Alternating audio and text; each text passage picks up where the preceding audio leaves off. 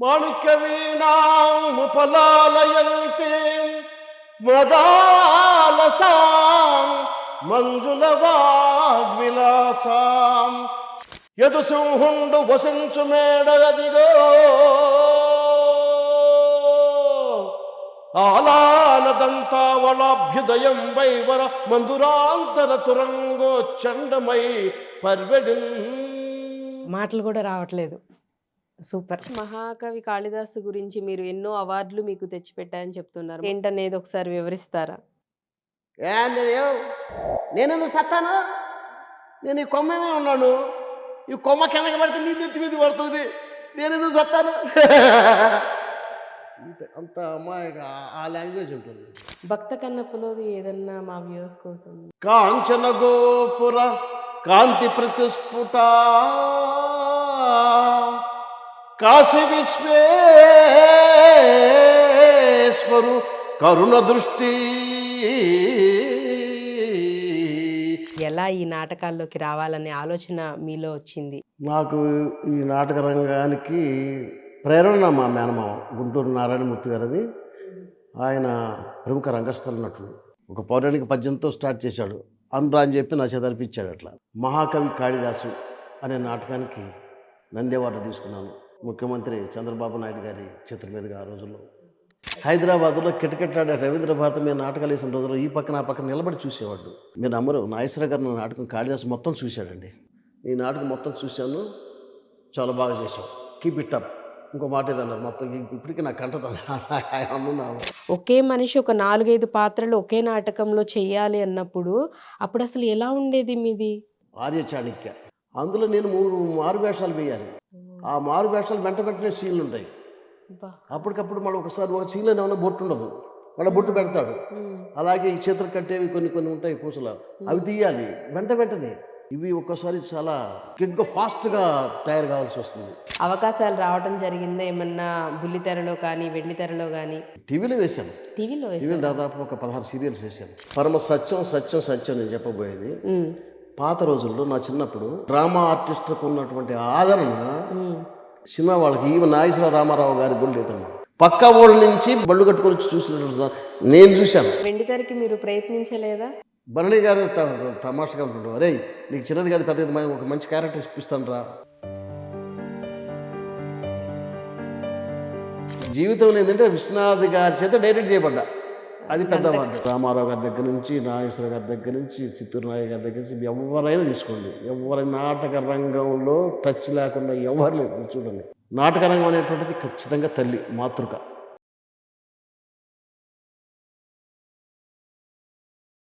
అందరికీ నమస్కారం. Welcome to our YouTube channel. ఒక్కొక్కళ్ళకి దేవుడు ఒక్కొక్క కళను అనేది ఇస్తూ ఉంటాడు. అలాంటి కళల్లో ఒకటి నాటక రంగం అని చెప్పాలి.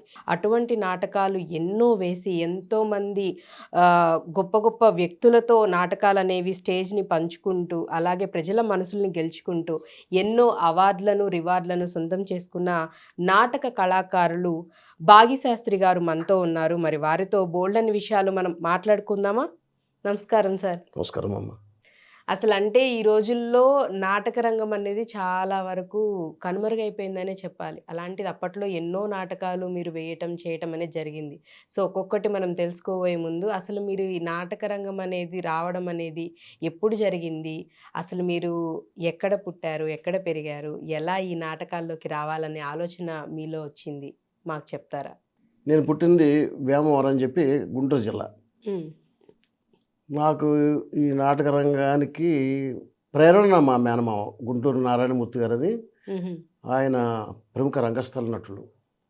కృష్ణుడు, నక్షత్రకుడు, తర్వాత రాముడు, తర్వాత మంచి మంచి వేషాలు వేస్తుండేవారు. ఆయన చాలా ఫేమస్. ఆ రోజుల్లో ఆయనకి మంచి మంచి నటుడిగా గుర్తింపు ఉంది. టికెట్ డ్రామాలు వేశాడు ఆయన. సో మా మేనమామ గారు, నేను చిన్నవాడిని అప్పుడు, నాకు అంతా 5-6 ఏళ్ళు ఉంటాయి. ఒక పౌరాణిక పద్యంతో స్టార్ట్ చేశాడు. అనురా అని చెప్పి నా చేతనిపించాడు. అట్లా. సో అది ఊరికే మా మేనమ్మ గారి ప్రేరణ. కానీ నేను అంటే మామూలుగా యుక్త వయసు వచ్చి ఉద్యోగ రీత్యా నేను హైదరాబాద్ రావటం. నేను సర్వే ఆఫ్ ఇండియా అని చెప్పి కేంద్ర ప్రభుత్వ ఉద్యోగిని, సెక్షన్ ఆఫీసర్, సర్వే ఆఫ్ ఇండియాలో సెక్షన్ ఆఫీసర్గా పనిచేస్తున్న రోజుల్లో, అంటే అపాయింట్మెంట్ అయినాను 1979లో తనికెళ్ళ భరణి గారు, మ్హూ. అశోక్ కుమార్ గారు అని చెప్పి ఇప్పుడు ఫేమస్ అవును. టీవీ ఎన్నో సినిమాల్లో కూడా వేశారు ఆయన. ఇండస్ట్రీలో అశోక్ కుమార్ చేస్తున్నారు. గారు, సివిఎల్ నేశ్వరరావు గారు, మ్. మేమందరం కూడా సృజన ఆర్ట్ థియేటర్స్ అని చెప్పే సంస్థ ఉండేది. ఆ సంస్థ ద్వారా నన్ను మొట్టమొదటిసారిగా స్టేజ్ ఎక్కించింది తనికెళ్ళ భరణి గారు. ఆహాహా. సో శనిగ్రహాలు అని చెప్పి ఒక హాస్యనాటి ఉంటే ఆ హాస్యనాటిక ద్వారా మేము మ్హూ. మేము నా మొదటి ప్రదర్శన మొదటిది. అప్పుడు జరిగింది. మ్. ఆ తర్వాత సర్వే ఆఫ్ ఇండియాలో కూడా అనేక కార్యక్రమాల్లో నేను ముఖ్య భూమికని ఉంటూ అనేక నాటకాలు వేసాం మా సర్వే ఆఫ్ ఇండియాలో కూడా. మ్. ఇక ఆ తర్వాత సంస్కార భారతి అని ఒక సంస్థ ఉంది. ఆ సంస్కార భారతికి నేను కార్యదర్శిగా ఒక 11 సంవత్సరాలు చేశాను. ఆ సంస్థలో అనేక నాటకాలు వేశాం, ముఖ్యంగా పద్య నాటకాలు, పౌరాణిక నాటకాలు. మ్. వరవిక్రయం, మ్హూ. స్వామి వివేకానంద, ఛత్రపతి శివాజీ, బా. తర్వాత అల్లూరి సీతారామరాజు, తో ఇలాంటి నాటకాలు చాలా వేశాం మ్. సంస్కార భారతి ద్వారా. ఆ సంస్కార భారతి సంస్థ ద్వారానే నేను 2000 సంవత్సరంలో మహాకవి కాళిదాసు అనే మ్. నాటకానికి నంది అవార్డు తీసుకున్నాను. ఓ. ముఖ్యమంత్రి చంద్రబాబు నాయుడు గారి చేతుల మీదుగా ఆ రోజుల్లో. ఆహా. ఆ తర్వాత మళ్ళీ అటు 2006లో కాళహస్తీశ్వర సాహిత్యం అనే నాటకానికి, అందులో భక్త కన్నప్ప భక్త కన్నప్పగా కూడా మెయిన్ చేశారు. రోలు, మ్. దానికి కూడా తీసుకున్నాను.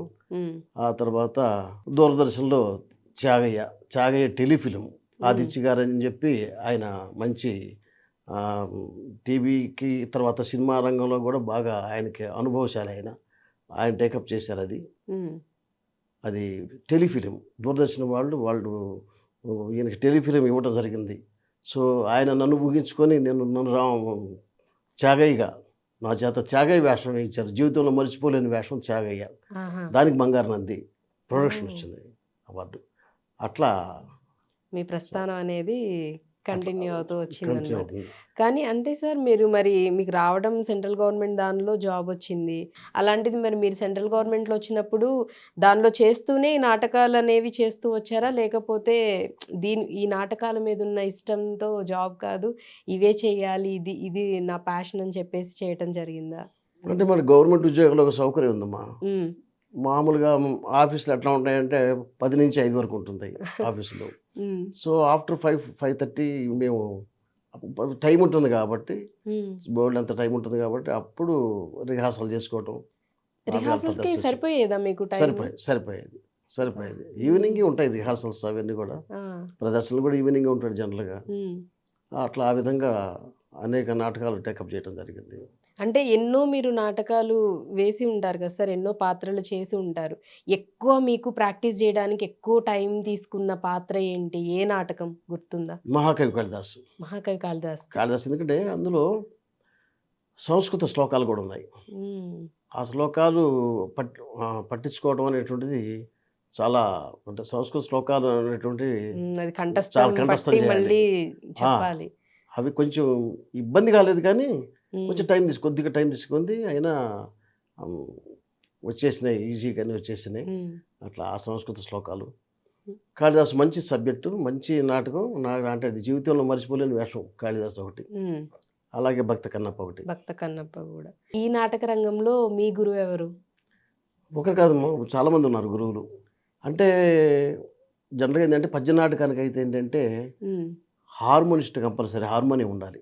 హుహుహు. సో సంగీత గురువు, ఆ ఓహ్! సంగీత గురువు నేర్పిస్తారు ముఖ్యంగా. అందులో పెళ్ళూరు కోటేశ్వరరావు గారు అని చెప్పి ఉండేవాడు. హ్మ్. ఆయన మంచి హార్మోనిస్టు, మంచి పద్యాలు బాగా కంపోజ్ చేస్తాడు చక్కగా. హ్మ్. అలాగే విద్వాన్ రామచంద్రరావు గారు అని చెప్పి ఉండేవాడు హ్మ్. ఆయన. తర్వాత ఆయన బావజుల కుమారస్వామి గారు అని చెప్పి ఉన్నాడు. హ్మ్. ఆయన చాలా గట్టికుడు. సో ఇలాంటి ఉద్దండులు. అలాగే మా గురువుగారు జీసన్ శాస్త్రి గారు అని చెప్పి ఈ మధ్యన వారు గతించారు. హుహుహు. ఆయన అంతకుముందు ఆయన టేకప్ చేసినటువంటి నాటకం కాళిదాసు. ఆహాహా! ఆయన కూడా స్ఫూర్తి ఆ నాటకానికి. అలాగే ఆ నాటకానికి దర్శకత్వం వహించింది మా గురువుగారు వేమూరి రాధాకృష్ణమూర్తి గారు. హుహుహు. ఆయన సమైక్య రాష్ట్రంలో సెక్రటేరియట్లో నేషనల్ సెక్రటరీగా పనిచేశారు, హ్మ్. సోషల్ వెల్ఫేర్ డిపార్ట్మెంట్లో. ఆయన కూడా ఇప్పుడు లేరు, కాలం చేశారు. వాళ్ళంతా అంతే. ఆ రోజుల్లో మహామహులు ఉండేవాళ్ళు. సంగీతపరంగా ఉండేవాళ్ళు, ఉమ్, అలాగే దర్శకులు కూడా. ఉమ్, ఆ దర్శకులు కూడా గట్టికులైన దర్శకులు ఉండేవాళ్ళు. ఉమ్, ఎందుకంటే వాళ్ళు ఏ పాత్రని ఎలా చేయించాలి అనేటువంటిది వాళ్ళు బాగా వాళ్ళకి ఏదైతే వాళ్ళు ఆశిస్తారో, ఆశించిన రీతిలో రిజల్ట్ రావాలి ఉమ్, కాబట్టి గట్టిగా వాళ్ళు ప్రతి ఆర్టిస్ట్ చేత చేయించేవాళ్ళు అట్లా. అంటే ప్రాక్టీస్ లో వాళ్ళకి ప్రాక్టీస్ నచ్చాలి, అది. వాళ్ళకి ఓకే అన్న తర్వాతే స్టేజ్ మీదకి వెళ్ళి చేయటం ఉంటుంది. అది. అంతేనా? అందువల్లంటే వాళ్ళే ఆ, స్ఫూర్తి. ఉమ్, వాళ్ళు ఏదైతే చెప్పారో అది తూచా తప్పకుండా మేము పాటించబట్టే ఈ మాత్రం మేము ఈనాడు ఇలాగా అయ్యో, ఉమ్. మీ చేత ఇంటర్వ్యూ చేయబోతున్నాం. మంచి మంచి గురువుల దగ్గర మీరైతే శిక్షణ తీసుకున్నారు. తప్పనిసరిగా ఉమ్. ఏం డౌట్ లేదు. సో వాళ్ళే సరిచేసేవాళ్ళు, ఏమన్నా ఉన్నా చెప్పే విధానంలో ఉన్నా, ఆ, పలికే విధానంలో తప్పనిసరి ఉన్నా ఏమన్నా ఉన్నా తప్పనిసరిగా చెప్పేవాళ్ళు. చెప్పేవాళ్ళు. తర్వాత ఉమ్, ఆటోమేటిక్‌గా మిగతా పక్కనే ఈయన రచయితలు కూడా ఉండేవాళ్ళు. ఉమ్, అంటే కొన్ని పూర్వపు రచనలు అంటే ఇప్పుడు 60, 70 సంవత్సరాల నాటి రచనలు కూడా కొన్ని తీసుకున్నప్పుడు ఏంటంటే వాళ్ళు గతించిపోయినారు. వాళ్ళు లేరు కాబట్టి ఉమ్, వీళ్ళు ఎక్స్‌పీరియన్స్ కాబట్టి ఈ హార్మోనిస్టులు బాగా అంటే సాహిత్యపరంగా కూడా ఘటికులు వీళ్ళు. ఉమ్, ఆ సాహిత్యపరంగా వీళ్ళకి తెలిసిపోతుంది. అందులో ఏ మాత్రం ఒక లెటర్ కూడా తగ్గిపోయినా కూడా హార్మోనిస్ట్ తెలిసిపోతుంది. ఇందులో ఇంకో లెటర్ ఉండాలి మాస్టారు అని చెప్పి చూసి ఆయన ఆ గ్రామర్ చూసి రెక్టిఫై చేసి ఉమ్, పాడిచ్చేవాడు. ఉమ్, అలా ఉండేదమ్మా. ఉమ్. చాలా పకడ్బందీగా ఉండేది. చిన్న చిన్న అటువంటి తప్పులున్నా గురువులు కూడా వాళ్ళంతా కరెక్ట్ చేసి. హార్మోనిస్టులు.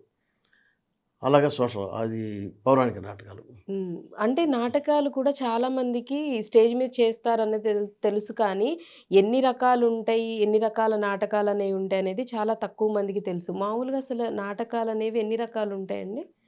నాటకాలు ఎన్ని రకాలే ఉన్నదమ్మా. ముఖ్యంగా ఏందంటే హ్మ్. ఆహ్, దైవ సంబంధం అంటే భక్తి భావంతో ఉండేటువంటిది ఈ పౌరాణిక నాటకాలు. పౌరాణిక నాటకాలు. పౌరాణిక హ్మ్. పద్య నాటకాలు. పద్యాలు కంపల్సరీ ఉంటాయి. హ్మ్. పౌరాణిక నాటకం అంటే పద్య నాటకం పద్య నాటకం. కిందకొస్తుంది. ఆ! అలాగే కొన్ని చారిత్రక నాటకాలున్నాయి. హుహు. చారిత్రక నాటకాలలో కొంతమంది పద్యాలు లేకుండా కూడా వేస్తారు. హ్మ్. ఉత్త డైలాగులే ఉంటాయి. హుహు. కొంతమంది చారిత్రక నాటకాలు కూడా ఇప్పుడు బొబ్బిలి యుద్ధం, పల్నాటి యుద్ధం వీటి పద్యాలుంటాయి. హ్మ్. పద్యాలు పాడతారు. పద్యాలతోనే అవి హిస్టారికల్ నాటకాలు. చరిత్ర అంటే హ్మ్. రీసెంట్‌గా జరిగినటువంటి చరిత్రలో జరిగినటువంటివి. హ్మ్. అలాగే సాంఘిక నాటకాలు. సాంఘిక హ్మ్. ఇతివృత్తాలు తీసుకొని ఇతివృత్తం తీసుకొని హ్మ్. ఈనాడు అంటే మనిషి ఒకటి ఫ్యామిలీస్ ఎలాగ స్ట్రగుల్ ప్రస్తుత అవుతున్నాయి, పరిస్థితుల్లో జరుగుతున్న వాటిని జరుగుతున్నాయి మనము చూపించేలాగా. చూపించడం అలాగా. హ్మ్. ఆ సోషల్ నాటకాలలో కూడా ఎట్లా ఉంటుందంటే నాటికలు. హుహు. నాటిక అంటే గంట లోపల ఉన్నటువంటిది 40 నిమిషాలు, 45 నిమిషాలు, గంట లోపల ఉన్నటువంటిది నాటిక అంటారు. ఆహాహా! సో, నాటకం అంటే అది గంటన్నర. 10 ఉంటది గంటన్నర. నాటకం అంటారు. అబ్బా! నాటకం, నాటికకి అది గంట, డిఫరెన్స్. గంటన్నర పైనే ఉండొచ్చు. ఖచ్చితంగా ఉంటుంది. హుహుహు. పౌరాణిక నాటకాలు 2:30 గంటలు. అబ్బా! హ్మ్. అలాగే చారిత్రక నాటకాల్లో కూడా 2 గంటలు. హ్మ్. ఇవన్నీ 2 గంటలు. నాటకం అంటే 2 గంటలు తక్కువ ఏది ఉండదు. హ్మ్. ఖచ్చితంగా 2 గంటలు ఉంటుంది. 2 గంటలు ఉండాలి. నిబంధనలో కూడా పెడతారు వాళ్ళు. 2 గంటలు తక్కువ లేకుండా ఉండాలి పోటీలకు పోయినప్పుడు. ఓహ్! ఆ పోటీలలో పెడతారు ఆ నిబంధన. అచ్చా! సో, ఇలాగా హ్మ్, రకాలంటే ఇవే. హ్మ్. ఈ సా ఈ సా విధంగా సాంఘిక ఉంటాయన్నమాట ఇది నాటకాలనేవి. అంతే.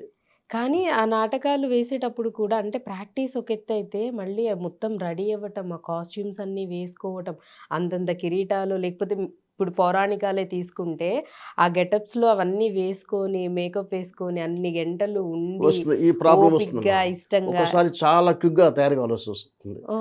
ఈ రీసెంట్‌గానే పెద్దలు సుబ్బరాయ శర్మ గారి దర్శకత్వంలో మొన్న 25వ తారీఖున హుహుహు. ఒంగోలులో వేసొచ్చాను నాటకం. 'ఆర్య చాణక్య'. అందులో చా నా క్యారెక్టర్ నేను చాణక్య ఫ్రెండ్‌ని. హుహు. ఆ రాక్షస మంత్రి దగ్గరికి నన్ను స్పైగా పంపిస్తాడనమాట. ఆహా! నేను చాణక్యుడి ఫ్రెండ్‌ని. హ్మ్. చాణక్యుడు చెప్తాడు. ఇందు శర్మ నా పేరు. ఇందు హుహు. శర్మని వెళ్ళి ఆయన దగ్గరికెళ్ళి ఇంత ఇన్ఫర్మేషన్ గ్యాదర్ చెయ్యి అని హ్మ్. చెప్తే, అందులో నేను 3 మారు వేషాలు వేయాలి. ఓహ్! ఆ మారు వేషాలు వెంటనే సీన్‌లుంటాయి. అబ్బా! అప్పటికప్పుడు మళ్ళీ ఒకసారి ఒక సీన్‌లోనే ఏమన్నా బొట్టుండదు. మళ్ళా బొట్టు ఆ! పెడతాడు. హ్మ్. అలాగే ఈ చేతులకు కట్టేవి కొన్ని ఉంటాయి పూసలు. అవి హ్మ్. తీయాలి వెంటనే. సో, ఇందాక మీరు అడిగారు గదా! ఆ! ఇవి ఒక్కోసారి చాలా అంటే క్విక్‌గా, ఇప్పుడంటే ఫాస్ట్‌గా తయారు కావాల్సొస్తుంది. ఇప్పుడు మీరన్నట్టుగా ఒక పాత్ర అయితే సరిపోతుంది. ఒకే మనిషి ఒక 4, 5 పాత్రలు ఒకే నాటకంలో చెయ్యాలి అన్నప్పుడు, అప్పుడసలు ఎలా ఉండేది మీది? అంటే సీన్‌కి గ్యాప్ అంటే ఆ చేంజ్ ఓవర్‌లో ఎక్కడైతే ఉంటుందో, అప్పుడు మధ్యలో ఇంకో సీన్ ఉంటే ఈజీగా తయారయ్యి రావచ్చు ఆ! బ్యాక్‌గ్రౌండు. సో, వెంటనే అదే ప్రాబ్లమ్ ఇందాక చెప్పాను కదా! నాకు ఆ! వెంటనే ఉన్నాయి. ఎంత 2 నిమిషాల్లో వేసుకోవాలి అన్నీ తయారు తయారు కావాలి. చక్క వచ్చేస్తాం. అంటే అలవాటు ఇంకా చేసుకోవాలి. దాని మీద దాని ఇష్టం మీద మీద ఇంట్రెస్ట్ అలవాటు ఉండాలి, దాని మీద ఆ తపన ఉండాలి, అంతే. అదే ధ్యాస ఉండాలి. ఉమ్, పక్కన మేకప్ మ్యాన్ పట్టుకొని ఎవరి పనులు వాళ్ళు చేసుకుంటూ అట్లా ఉమ్, అంటే అలాగే అరుదుగా వస్తుంటాయి అటువంటి వేషాలు అట్లా వచ్చేవి. అవును. అన్ని వేళలో ఉండవు. ఉమ్, ఇప్పుడు కృష్ణుడు అనుకోండి, కృష్ణుడు కిరీటం పెట్టుకుంటాడు, డ్రెస్ చేసుకుంటాడు, ఇక మిగతా అంత ఆల్మోస్ట్ అది అంత అది ఆ గెటప్ లోనే ఆ ఆయన గెటప్లోనే ఉంటాడు. అలాగే ఉంటారు. రాముడు ఉమ్, అలాగే కొన్ని ఉంటాయి. ఉమ్, అన్ని వేషాలు కాదు, ఉమ్, కొన్ని కొన్ని. కొన్ని. అలాగే నాకు కాళిదాసుకి ఉండేది మళ్ళీ ఈ ప్రాబ్లం. ఉమ్, కాళిదాసు నేను కాళుడు చెట్టు నరుక్కొని ఒక కొమ్మను కుడుతుంటాడు, తను కూర్చున్న కొమ్మనే నరుక్కుంటుంటాడు. ఉమ్. అది స్టోరీ అంటే మీకు అన్న మళ్ళీ అసలు టైం ఆ పడుతుంది కాళిదాస్ అనుకోండి. గురించి కూడా చాలా తెలుసుకోవాలని ఉంది. ముందు ముందు మనం ఖచ్చితంగా మాట్లాడుకుందాం. ఏ నాటకం అనేది ఎక్కువ కష్టం అంటారు స్టేజ్ మీద పర్ఫామ్ చేయడం? పౌరాణికమా? లేకపోతే చారిత్రకమా? సాంఘిక నాటకాలా? ఛాలెంజింగ్‌గా ఏవనిపించాయి ఎక్కువ? ఛాలెంజ్ అంటే ఏం లేదమ్మా, ఏదైనా ఒకటే కానీ కాకపోతే ఏంటంటే పౌరాణిక నాటకాలు వచ్చేసరికి ఏంటంటే పద్యాలు తయారు కావాలి. హ్మ్. అది చాలా ముఖ్యం. హ్మ్. పౌరాణికాలే పద్య నాటకాలే కొంచెం కష్టతరం అనే కారణం ఏంటంటే శృతిపక్వంగా పాడాలి. హ్మ్. చాలా ఇంపుగా ఉండాలి. నలుగురు వినేటట్టుగా ఉండాలి. అంతే హ్మ్. తప్ప ఏందిరా వీడు ఇట్ట పాడుతున్నాడో అసహ్యంగా అని చెప్పి ఆ ధోరణిలో ఉంటే రిసీవ్ హ్మ్. చేసుకోరు. సో, అది గురువు నేర్పించినట్టుగా చక్కగా ఆ పలకాలి శృతిపక్వంగా. ఆ హ్మ్. పద్యాలు నేర్చుకోవాలి. తర్వాత హ్మ్, సాహిత్యం, పద్యం ఏదైతే ఉందో కరెక్ట్‌గా ఆ వర్డ్స్ కరెక్ట్‌గా పలకగలగాలి. ఎందుకంటే పండితులంతా పట్టుకుంటారు చదువుకున్న వాళ్ళైతే. హ్మ్. అర్థం కాని వాళ్ళకి అర్థం కాదు కానీ, బట్ చాలా అనుభవజ్ఞులు నాటకాలు చూసేటువంటి రోజులు. అవును. అప్పట్లో పెద్ద పెద్ద వాళ్ళు ఆ! కూడా వచ్చి ఈజీగా నాటకాలు పట్టేస్తారు, వాళ్ళకి చూడడం. తెలిసిపోతుందది. హ్మ్. సో, అవన్నీ కరెక్ట్‌గా పలకగలగాలి. హ్మ్. ప పద్యం. దానికి తగ్గట్టుగా సంగీతం శృతిపక్వంగా ఉండాలి. హ్మ్. సో, అది ఇవి నేర్చుకోవాలి, వీటి ప్రాక్టీస్ చేయడం టైం పడుతుంది. కష్టం గూడా. హ్మ్. పద్య నాటకాలు కష్టం. హ్మ్. తర్వాత అంటే నాటకాలు ఇప్పుడు చెయ్యాలనే ఇష్టం ఉంటే సరిపోదేమో కదా సార్! ఇప్పుడు నేనున్నాను. నాకు నాటకాలు ఇట్లా చేయాలని ఉంది అని అనిపించినా, దానికి తగ్గ ఆహార్యం అంటే మన బాడీ అనేది మంచి ఠీవీగా ఇదిగా ఉండాలి. మీరన్నట్టుగా సాహిత్యం అంటే తెలుగు చక్కగా ఉచ్చారణ ఉచ్చారణ బాగొచ్చుండాలి. బావుండాలి. అది దాంతో పాటు ఇప్పుడు సంగీతం మీద కూడా ఎంతో కొంత ఖచ్చితంగా ఖచ్చితంగా పట్టుంటేనే ఉండాలి. ఇప్పుడు గాత్రం ఒకవేళ బాలేపోతే మరప్పుడు పరిస్థితేంటి? గ అంటే అన్ని రకాలుగా ఇప్పుడు ఆ పర్సన్‌కి అన్నీ వచ్చు. కానీ గొంతు పరంగా ఆ పద్యాలో లేకపోతే ఏదన్నా పాట రూపంలో చెప్పేదొచ్చినప్పుడు చేయలేనప్పుడు మరి ఎలా వేరే ఇంకెవరైనా చేయడం ఉండేదా? అంటే వాళ్ళే రిహార్సల్స్‌లోనే తెలిసిపోతుంది. హ్మ్. ఇతను అనగలడా? ఆ పద్యం పాడగలడా? లేదా? అని చెప్పి తెలిసిపోతుంది. హ్మ్. దాన్ని బట్టి డైరెక్టర్ గారు అది అంచనా వేసుకొని ఈయన్ని తీసేసి వేరే వాళ్ళని పెడతారు. హ్మ్. అదే జరుగుతుంది తప్ప, హ్మ్. అంటే వాళ్ళు కూడా ఒక డైరెక్టర్ కిందట ఒక కాన్సెప్ట్ ఉంటుంది కాబట్టి, దానికి తగ్గట్టుగానే ఆర్టిస్టులు నిర్ణయించుకుంటారు. ఇదిగో ఈ హ్మ్. వేషానికి వీడైతే బాగా ఫిట్ ఉంటాడు. ఈ వేషం అయితే పలానా వేషానికి వీడు బాగుంటాడని చెప్పి హ్మ్. అట్లాగా. ఓకే. గాత్రం అది బావున్న వాళ్ళకి కొంచెం ఎక్కువ గాత్రం బాగుండటం, తర్వాత పర్సనాలిటీని బట్టి కూడా ఓకే. ఉంటుంది. ఆ పాత్రకి ఆ అది. పర్సనాలిటీ సెట్ అవుతుందా లేదా గూడా చూసి అంతే. ఇప్పుడు ఇచ్చేవాళ్ళు. నా నా అంతట ఇప్పుడు నేనున్నాను, కాళిదాసు వేశాను. నా అంతట నేను వేసింది కాదు. హ్మ్. వాళ్ళకి చూసి ఈ చూసి మా మనిషైతే డైరెక్టర్ గారు బావుంటారు. నువ్వేస్తే బాగుంటుందిరా, వీడేస్తే బాగుంటుందని చెప్పి నా చేత చేయించారు. అట్లనే హ్మ్. భక్త కన్నప్ప చిన్నప్పుడు. హ్మ్. అట్లే త్యాగయ్య గారు. త్యాగయ్య వేషం అంటే ఇప్పుడు ఇక్కడ రాఘవ గారు అని చెప్పి మహా డైరెక్టర్ ఒక ఆయన ఉన్నాడు. హ్మ్. హ్మ్. అత్యంత ఆప్తుడు మాకు. హుహు. రాఘవ. ఆయన కూడా ఆ త్యాగయ్యకి పనిచేశాడు. అద్భుతంగా వచ్చింది ఆ త్యాగయ్య. హ్మ్. చాలా బాగా వచ్చింది. అంటే ఆయన ఆదిత్య గారు ఆయన నాకు ఫోన్ చేసి ఒకరోజు మీరు వేయాలండి ఆ వేషం అన్నాడు. హ్మ్. నేనన్నాను, నాకేం పెద్ద పేరు లేదు కదండీ! మీరు పేరున్న వాళ్ళు టీవీ రంగంలో ఇంకా ఎవరైనా ఉంటే చూస్తున్నారు. లేదు మీరే చేస్తున్నారు. మీ చేత హ్మ్. చేయిస్తానని చెప్పి. హ్మ్. అప్పుడు నాకు భయమేసింది నిజంగా. చాగే వేషం ఏమంటే ఆయనకేందంటే ధైర్యం ఏందంటే నేను కొంచెం పలకగలను. నాకు కొంచెం హ్మ్. సంగీతం టచ్ ఉంది కాబట్టి నా చేత చేయను. నేను చేయగలను. నా నాటకాలు కూడా చూసాడు కాబట్టి ఆయనకి హ్మ్. అంటే అట్ట కాన్ఫిడెన్స్ ఎందుకు చెప్తున్నానంటే, హ్మ్. అలాగా కాన్ఫిడెన్స్ ఉంటే ఏందంటే నేను భయపడ్డా. నేను ఖచ్చితంగా భయపడ్డా. నా వల్ల అవుతుందా? నేను కొన్ని కొన్ని చేయగలనా అని చెప్పి. పాత్రలు నిజంగా ఉంటుంది. భయమేస్తుంది. షూర్ అమ్మో! భయం ఉంటుంది. మనం ఎంత అరువు నాకు గంగా వేషం ఇచ్చారని చెప్పి నేను మురిసిపోవటం కాదండి. దానికి జస్టిస్ న్యాయం చేయాలా. ఏ చేయగలగాలి. వేషం అయినా సరే జస్టిస్ చేయగలగాల. హ్మ్. నలుగురు మెప్పించాలా. అంతే తప్ప ఊరికే ఏదో ఏవి వేసామంటే వేసామన్నట్టుగా అయితే అసలు కాదు. ఉండడం అనేది అలా ఉండదు. కాదు. అట్లా హ్మ్. అట్లా సాంఘిక నాటకాలు ఈ మధ్యనే హ్మ్. 'మూల్యం' అని చెప్పి హుహు. 2 కిడ్నీలు పోగొట్టుకున్న ఫాదర్ క్యారెక్టర్. హ్మ్. అంటే ఒక అబ్బాయి, అమ్మాయి ఉంటారు ఆయనకి సంతానం. హ్మ్. ఆయన రిటైర్డ్ ఎంప్లాయీ. సో కొడుకు అంటాడు, నేను కిడ్నీ అంటే ఈయన ఆరోగ్యం బాగుండకపోతే కొడుకు చూపించరు. ఆయన కూతురింటికి వస్తాడు. కూతురు, అదేంటి నాన్నగారు మీరు ఇంత వీక్గా ఉన్నారు, ఏంటి అంటే డాక్టర్ దగ్గర తీసుకెళ్తే అప్పుడు బయటపడుతుంది కిడ్నీస్ ఫెయిల్ ఫెయిల్ అయ్యాయి. అయినాయి. ఈ అమ్మాయి ఫోన్ చేస్తుంది, అన్నయ్య ఇట్లా సంగతి, నాన్నకి ఇట్లా పరిస్థితి ఉంది అని చెప్పంటే నా వాళ్ళ అన్నయ్యను వదిన పట్టించుకోరు, వదిలేశారు. సో ఈ అమ్మాయి కోపం వచ్చేసి ఏం చేయాలని చెప్పడానికి ఈ అమ్మాయి కిడ్నీ ఇవ్వడానికి రెడీ రెడీ అవుతుంది. అవుతుంది. భర్త ఒప్పుకోడు. సో అదే స్టోరీ అనమాట. అలాగ అది శివప్రసాద్ గారిని కుక్కటిపల్లి ఉంటాడు, అద్భుతంగా రాశాడు ఆయన. అయితే చివరికి ఏంటంటే ఈ అమ్మాయి కోర్టుకి వెళ్తుంది. కోర్టు ఈ అమ్మాయికి ఫేవర్గా వస్తుంది. ఆ ఫేవర్కి వచ్చిన రోజు ఈ తండ్రి కొలాప్స్ అయిపోతాడు. అంటే ఈ అమ్మాయి ఫైట్ చేస్తుంది వాళ్ళ Fight నాన్న చేస్తుంది, కోసం fight చేస్తుంది. బతికించుకోవాలని. ఇది యాక్చువల్ జరిగిన స్టోరీ, 4 years బ్యాక్ సుప్రీంకోర్టులో జరిగింది ఇది. సో అది బేస్ చేసుకుని రాశాడు అద్భుతంగా. ఆ నాటకాన్ని 36 ప్రదర్శనలు అయినాయి ఇంతవరకు. 37ది రేపు రీసెంట్ మళ్ళీ వేయబోతున్నాం. మళ్ళీ చేయబోతున్నారు అయితే. అది మంచి నాటిక. అందులో నాకు 12 అవార్డులు వచ్చినాయి ఆ క్యారెక్టర్కి. కథ అంటే కథ కూడా అసలు మీరు చెప్తుంటేనే ఎంత జనాలు ఆలోచించేలాగా చేస్తుంది. నిజం, ఇప్పుడు జరుగుతున్న సిచ్యువేషన్స్ కూడా అలానే ఉన్నాయి. ఆ పరిస్థితులు ఎవరికి రాకూడదు కాబట్టి చాలా చోట్ల చాలా ఇప్పుడు మంచి ఎంత అంటే message మీరు నాటకాలకు ఆదరణ లేకపోవటం కాదండి, నాటకాల ఆదరణ లేదనే పాయింట్ కానే కాదు. రీసెంట్గా అదే నేను చెప్తున్నా కదా విషయం అంటే ఆంధ్ర సైడ్ అటువైపు అయితే ఏంటంటే ప్రతి సెంటర్లో కూడా శ్రీకాకుళం దగ్గర నుంచి చాలా ఊళ్ళు, విజయనగరం, తర్వాత విశాఖపట్నం, కాకినాడ విపరీతం జనం వస్తారండి నాటకాలు. సో ఆదరణ ఇప్పటికీ అసలు ఉంది. ఖచ్చితంగా ఉంది ఉంది ఉంది ఉంది. అంతే. హైదరాబాద్ తగ్గింది. ఇక్కడ తగ్గింది. హైదరాబాద్లో కిటకిటలాడే రవీంద్ర భారత మీద నాటకాలు వేసిన రోజుల్లో ఈ పక్కన ఆ పక్కన నిలబడి చూసేవాడు. ఇక్కడ కానీ నాకు మీరు నమ్మరు, నాగేశ్వర గారు నా నాటకం కాళిదాసు మొత్తం చూశాడండి. ఆయన పాపం పెద్ద ఆయన ఇనాగరేషన్కి వచ్చాడు, నంది అవార్డ్స్ 2000లో వచ్చి కాసేపు అంటే కాళిదాసు నాటకం అన్నారు కదా, నేను కాళిదాసు, ఆయన కాళిదాసు వేశారు కదా అంటే అప్పుడు ఆయన నాటకం మొత్తం చూశాడు ఆయన. నా తర్వాత నా ఫ్రెండ్స్ అన్నారు, ఏందో ఆ పెద్ద ఆయన అంతసేపు కూర్చోబెట్టామని చెప్పి. అదే మాట నాగేశ్వరరావు గారు నేను అవార్డు తీసుకుంటే నాతో అన్నాడు, నీ నాటకం మొత్తం చూశాను, నువ్వు మొత్తం 4 డైలాగులు అన్నారు ఆయన, నీ నాటకం మొత్తం చూశాను, చాలా బాగా చేసావు, కీప్ ఇట్ అప్. ఇంకో మాట ఏదన్నారు, మొత్తం ఇప్పటికీ నాకు కంటతాను. అసలు అలాంటి వాళ్ళ చేత మనము వాళ్ళని మెప్పించడం, వాళ్ళతో ఇట్లా ప్రశంసలు అనేవి అవి చాలా పెద్ద అవార్డ్స్ కిందే కదా.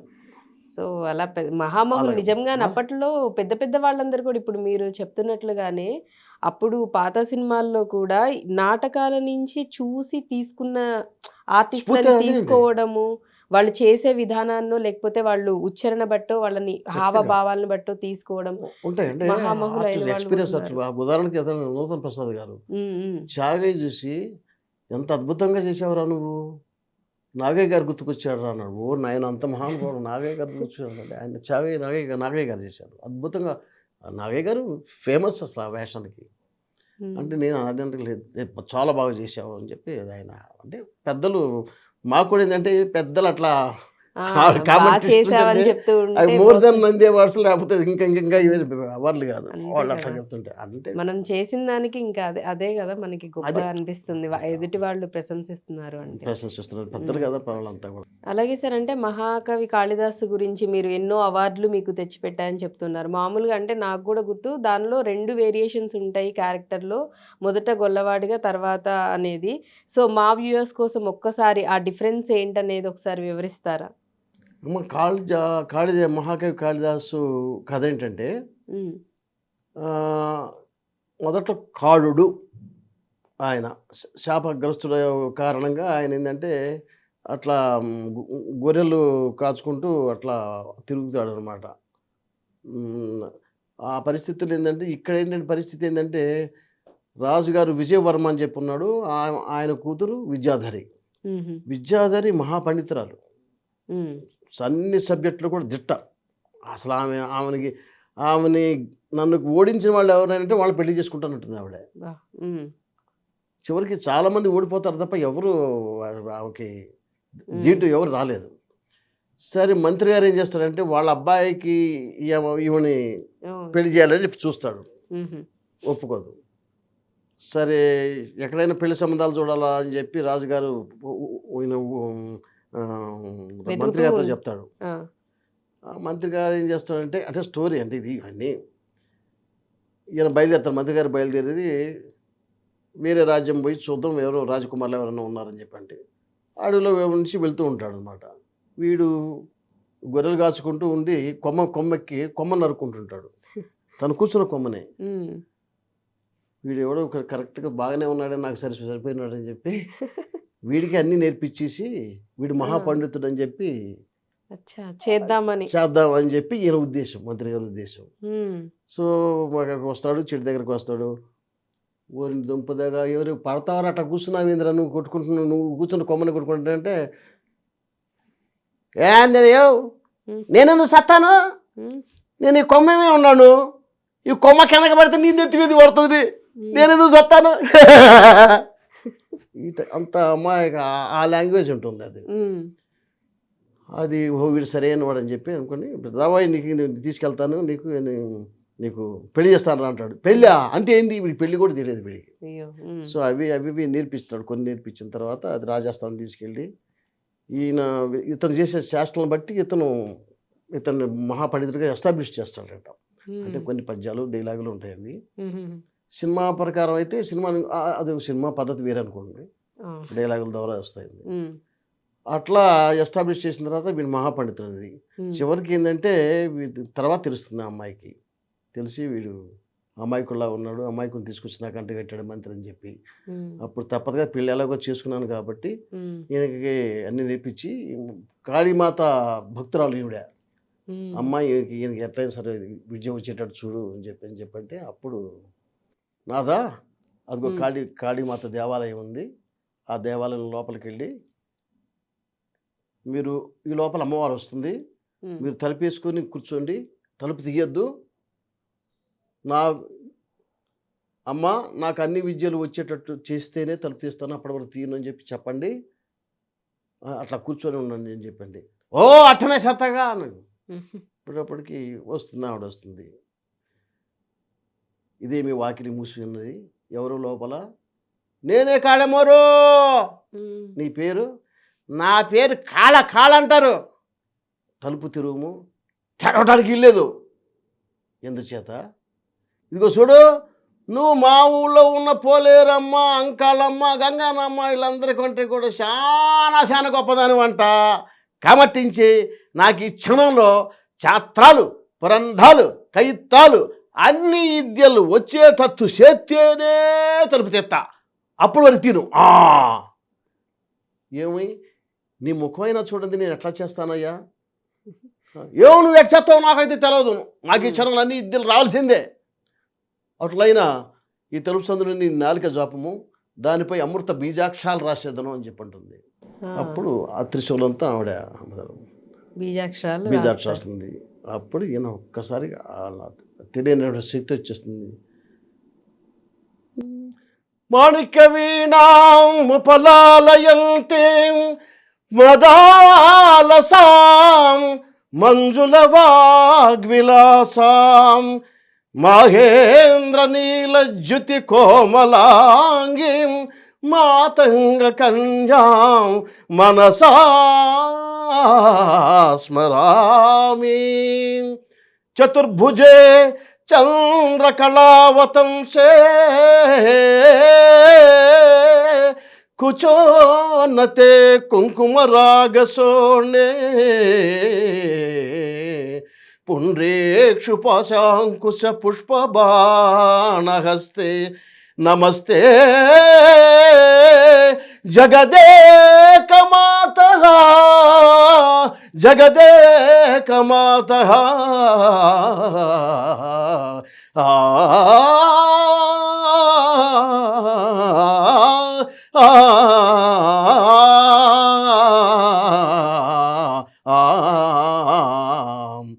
మాతా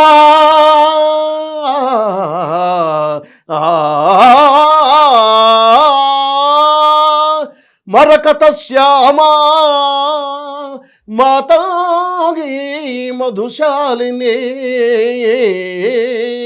కుర్యాత్ కటాక్షం కళ్యాణే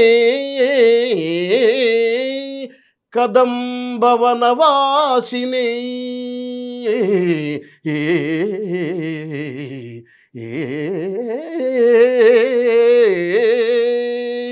జయమాతంగతనయే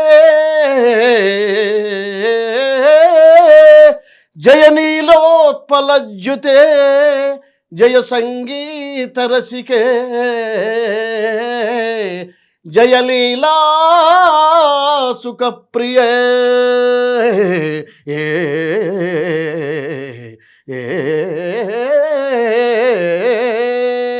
జయ జనని సుధా సముద్రాంతరుజన్మని ద్వీప సంవృఢ బిల్వాటవీ మధ్య కల్పద్రుమా కల్ప కాదమ్మ కాంతారవాస ప్రియే కృత్తివాస ప్రియే సాదరారబ్ధ సంగీత సంభావన సంభ్రమాలోల నిపస్రగాబద్ధ చోళి సనాధత్రికే సానుమ పుత్రికే శేఖరీభూత సీతాంశురేఖా మయూఖావళీ నద్ద సుస్నిగ్ధ నీలాలక శ్రేణి శృంగారితే లోక సంభావితే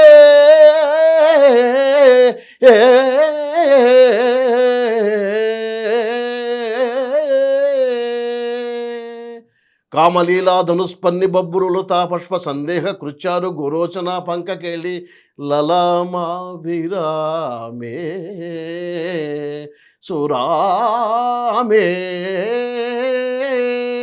సర్వయంత్రాత్మకే సర్వతంత్రాత్మకే సర్వముద్రాత్మకే సర్వశక్యాత్మకే సర్వవర్ణాత్మకే సర్వరూపే హే జగన్మాతృకే పాహి మాం పాహి మాం పాహి పాహి. ఏ బాబాయ్ నిజంగా అదమ్మా ఆ విధంగా అప్పుడు వచ్చేప్పటికి ఒక్కసారిగా తన రూపం తనకి మరి తెలియదు ఇక కానీ అసలు అంటే ఏమీ చదువురాని వ్యక్తి అమ్మవారు బీజాక్షరాలు ఒక్కసారి అలా రాయగానే అమ్మవారిని చూసిన తన్మయత్వంలో కాళిదాసు అమ్మవారి మీద ఆనందంతో పాడతారు. అమ్మవారు అనేది ఆయన నోటితో అసలు. కానీ ఆయన పాడడం ఒక ఎత్తు అయితే అసలు మీరు ఈ రోజు మా స్టూడియోలో నిజంగా మా అదృష్టం, మా వ్యూవర్స్ అదృష్టం. ఎంత బాగా చెప్పారంటే నిజంగా మాటలు కూడా రావట్లేదు. సూపర్. అక్కడి నుంచి భోజరాజు ఆస్థానానికి వెళ్తాడు ఆయన. భార్యను వదిలిపెట్టి వెళ్ళిపోతాడు. అదేంటి వెళ్ళిపోతున్నారు మీరని, నువ్వు నాకు తల్లివి, నాకు ఇవన్నీ నేర్పించావు, నువ్వు భార్య కాదు, నువ్వు నాకు తల్లివి అంటాడు. భార్యను వదిలిపెట్టి వచ్చాడు. ఇవేమన్నా ఆ తర్వాత దిగులు, ఆ తర్వాత కలుసుకుంటారు. ఇక మా స్టోరీ ఉంటుంది. ఈయన భోజరాజు ఆస్థానంలో పెద్ద కవిగా పెద్ద పేరు. భోజరు అంటే ఆల్మోస్ట్ ఆల్ కాళిదాసు భోజ మహారాజు ఇద్దరు. నేను అర్ధరాజు ఇస్తాను నా ఆస్థానంలో ఉండి పొమ్మంటాడు ఆయన. నాకెందుకు ఆస్తులు, నాకెందుకు, నాకేం అక్కర్లేదు అని చెప్పి నాకు ఆ బీజాక్షర మంత్రాలు అవే అమ్మవారి ఇవ్వడమే గొప్ప ప్రసాదం అని ఇంకా ఈయన అలా వెళ్ళిపోయి ఇంకా ఆ విధంగానే ఈయన పద్యాలు ఇవన్నీ మహాకవి అభిజ్ఞాన శాకుంతలం, తర్వాత హరివంశం గ్రంథాలు రాస్తాడు ఆయన. పెద్ద ఫేమస్ ప్రఖ్యాతిగాంచాలి సంస్కృతంలో. కానీ అసలు మీరు ఇంతసేపు అనర్గళంగా మొదలుపెట్టిన దగ్గర నుంచి అంత హై పిచ్ వరకు చెప్తున్నారండి. అంటే ఇక్కడ కూర్చున్న మాకే ఇట్లా అనిపిస్తే ఆ స్టేజ్ ముందు చేస్తున్నప్పుడు నిజంగా తన్మయత్వంలోకి వెళ్ళిపోతారేమో. విద్వద్రాజశిఖామణే శ్లోక చతుష్టయం 4 శ్లోకాలు ఉంటాయి 4 సంస్కృతంలో. ఆ 4 శ్లోకాలకి అసలు ఈయన అంతా ఇంత కాదు, అంత తన్మయుడు అయిపోతాడు భోజరాజు. ఆ శ్లోకాలు, ఆ ఒరిజినల్ శ్లోకాలు అవి నేను చెప్పి. మొట్టమొదటి శ్లోకాలు మహారాజ శ్రీమన్, ఆయన గురించి పొగుడతాడు. మహారాజ శ్రీమన్ జగతి యశసాతే ధవళితే పయః పారావారం పరమ పురుషోయం మృగయతే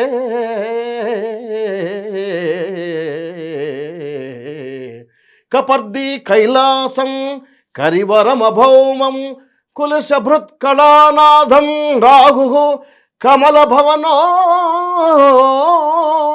హంసం అధునా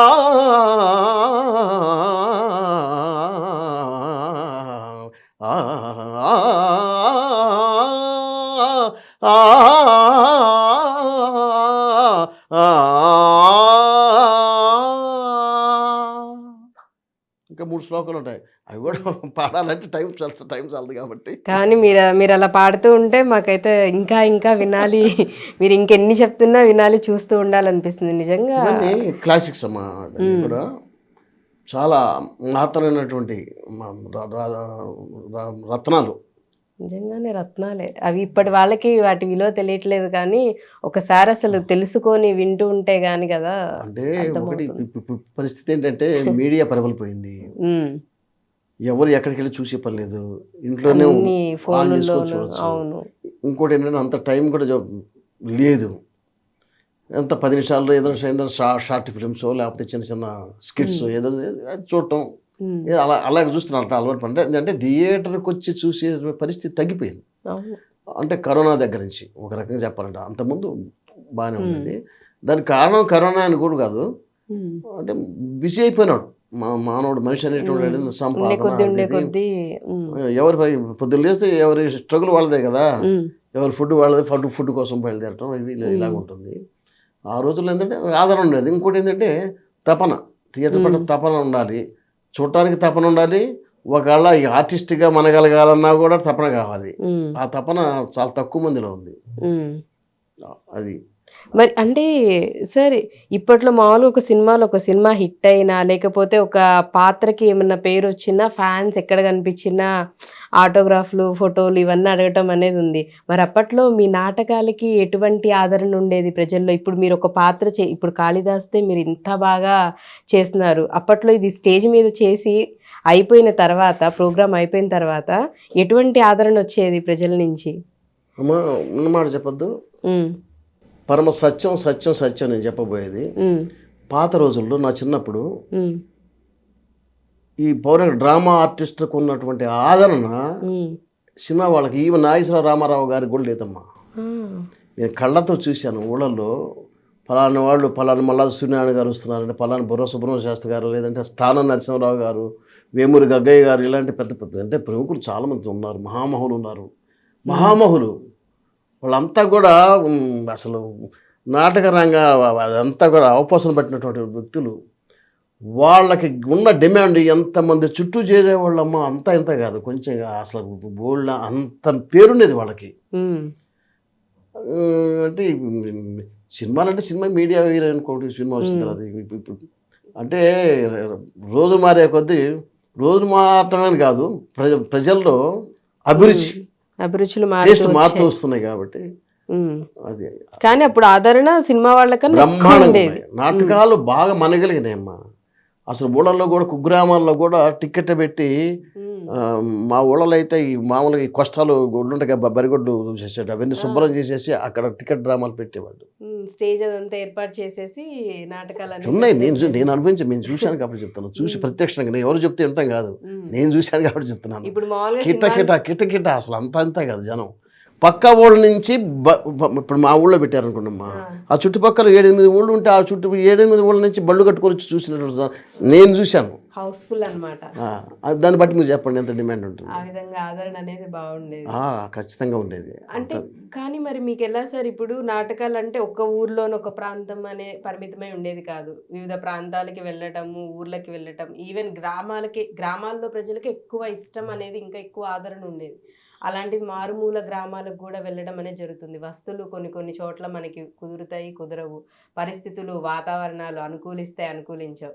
ఇంకా ట్రాన్స్పోర్టేషన్ అంటే అప్పట్లో కొంచెం ఇంత డెవలప్మెంట్ లేదు, ఉండేది కాదు. కానీ మరి అటువంటి పరిస్థితులు ఇవన్నీ తట్టుకొని కూడా మీరు వెళ్ళడము, స్టేజ్ అట్లా ఉండేది వాళ్ళకి.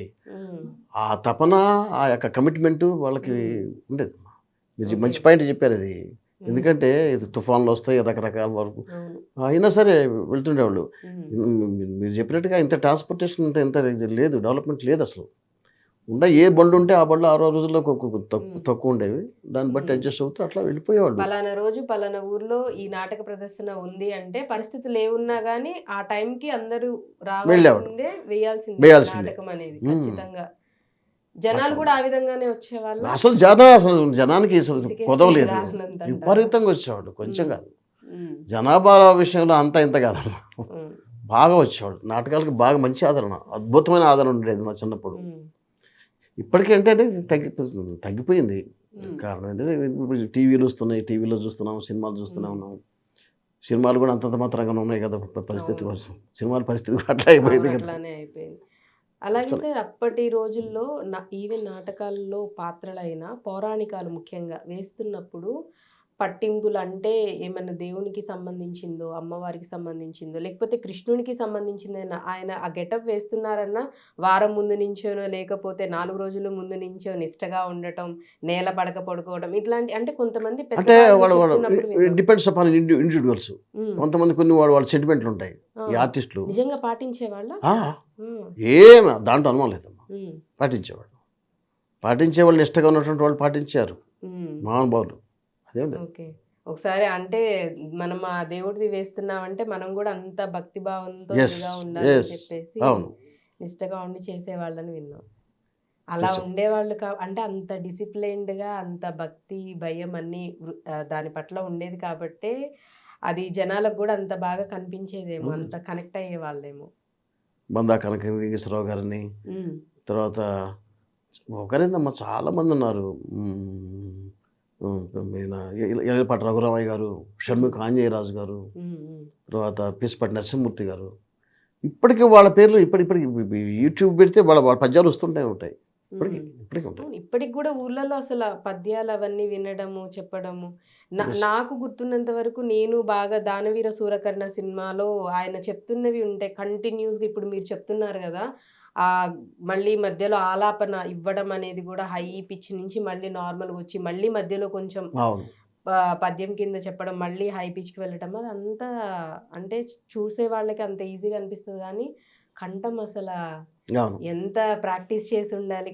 మీకెప్పుడన్నా ఇబ్బంది కలిగిందా సార్? అంటే ఏదన్నా నాటిక వేసిన తర్వాత గొంతు పూర్తిగా పోయి, నెవర్. మళ్ళీ ఇబ్బంది పడి, నెక్స్ట్ నెవర్. నాటికకి అట్లా లేదమ్మా, ఉండదు. లేదు. ప్రాక్టీస్ వల్ల ప్రాక్టీస్. అసలా ఎందుకు వరుసగా 3 రోజులు ఉన్నా కూడా 3 రోజులు కూడా అదే నాటకాన్ని 3 రోజులు వేయటం జరిగింది. హ్మ్. ఇట్లా. అంటే మామూలుగా ఇప్పుడు ఆర్టిస్టులు డ్రామా అంటే ఏదన్నా డైలాగ్స్ చెప్పి చేయటం అంటే అది వేరే విషయం. అంత స్ట్రెయిన్ అయ్యేది ఉండదు అవును. గొంతు. డైలాగ్ కానీ చెప్పడం ఇట్లా ఎవరికైనా. పద్య రూపంలో పద్యాలు కష్టతరం. ఇవంటే చాలా కష్టం కష్టం. కదా! ఖచ్చితంగా కష్టమే. హ్మ్. శృతి పక్వంగా మీరు చెప్పినట్టు గొంతు పోకుండా ఆ! జాగ్రత్త గొంతు కాపాడుకుంటూ అది పాడాలి. గూడా కాపాడుకోవాలి. షూర్. హ్మ్. ఆరోగ్యం గూడా చాలా జాగ్రత్తగా చూసుకుంటూ, గొంతుని కాపాడుకుంటూ ఆరోగ్యం పర్లేదమ్మా. ఆ! ఇప్పుడు మీరు ఎందుకంటే ఎప్పుడైతే లోపల నుంచి బాగా ఈ పద్యం బాగా ధాటిగా వస్తుందో హ్మ్. ఖచ్చితంగా అన్ని అవయవాలు బాగా పనిచేస్తాయి. అంతేనా? మీకు పెద్ద బాగా అంటే నా దృష్టిలో అయితే గొప్ప ఎక్సర్సైజ్ అమ్మా పద్య నాటకం. హ్మ్. గొప్ప ఎక్సర్సైజ్, ఏ డౌట్ లేదు. మొత్తం బాడీ మొత్తం అణువణువు ఆ, ఏమంటారు కదులుతుందంటారు. మొత్తం యాక్టివ్ అయిపోయి ఆ, ఫుల్‌గా అలర్ట్ అయిపోయి ఉంటుందని అంతే. అని అంటున్నారా? దానివల్ల బావుంటుంది హెల్త్ బాగుంటుంది. గూడా. ఎటువంటి ఇబ్బందనేది ఉండదు. మీరు ఎన్నో నాటక ప్రదర్శనలు ఇవ్వటం జరిగింది. ఏది మీకు బాగా మీ మనసుకి అబ్బా! ఈ యొక్క నాటకం అంటే నాకు చాలా సంతృప్తినిచ్చింది అని అనిపించిన కాళిదాసు. కాళిదాసే. కాళిదాసు అట్లనే హ్మ్. ఇది భక్త కన్నప్ప. భక్త కన్నప్ప. కాళహస్తీశ్వర సాయుధ్యం టైటిల్. హ్మ్. భక్త కన్నప్ప రూల్ నాది మెయిన్ క్యారెక్టర్. భక్త కన్నప్పలోది ఏదన్నా మా వ్యూవర్స్ కోసం. కన్నప్ప కళ్ళిస్తాడు స్వామివారికి. హ్మ్. ఆ కళ్ళిచ్చిన తర్వాత వీళ్ళు అక్కడ ఉన్నటువంటి ఆచార్యులు వీరికి కొంచెం ఇబ్బంది పెడతారు ఆయన్ని. ద- అంటే ఈ అడవిలో జరుగుతుందన్నమాట. అడవిలో శివలింగం ఉంటుంది. ఆ హ్మ్. శివలింగం దగ్గర వీడు పాపం అమాయకుడు. హ్మ్. ఇతను కూడా ఒక రకంగా కాళిదాసు లాంటి కాళుడు లాంటి వాడే. హ్మ్. ఆ కాళుడు అమాయకుడు అనమాట. ఈ ఏదైనా ఆ జింక దొరికితే జింక మాంసం తీసుకొచ్చి స్వామివారికి హ్మ్. పెడుతుంటాడు. అంతే. వీళ్ళేమైనా మామూలుగా పూజలు చేస్తుంటే ఏంద్ర ఇక్కడ మాంసం ఉందని చెప్పి పలానా వాడు పెట్టాడు కానీ వీడిని కొడతారు. హ్మ్. సో అలాగ వస్తుంది స్టోరీ. అది హ్మ్. భక్త హ్మ్. కన్నప్ప సినిమాలో అయితే కృష్ణరాజు గారు హ్మ్. హ్మ్. సినిమా వచ్చింది ఇప్పటికీ అది. గుర్తుండిపోయే సినిమా. అందులో ఇది పద్య నాటకం కాబట్టి మేము తను చివరిలో స్వామి కళ్ళు ప్రసాదిస్తాడనమాట మళ్ళా. తిరిగి కన్నప్పకి అప్పుడు స్వామి కళ్ళు ప్రసాదించింది. కాంచన గోపుర కాంతి ప్రతిస్ఫుట కాశీ విశ్వేశ్వరు కరుణ దృష్టి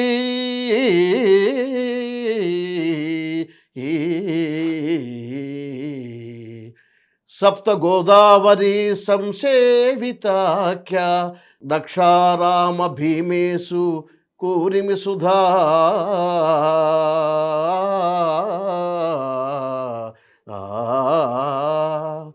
శిఖర దర్శన మాత్ర జీవన ఫలదాత శ్రీశైలమల్లన ప్రేమ వితతి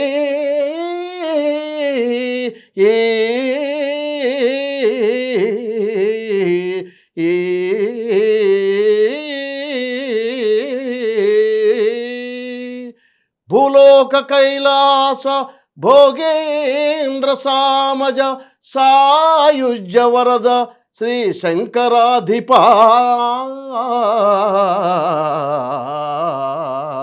శ్రీ శంకరాధిపా కృపారససార సంపాదిత వర తిన్నడే విరూపాక్ష సంతృప్తి చేయ కన్నులర్పించే సత్కార్యంబు కలుగువానికి వెరపు శౌర్యముల్ పాలగలవే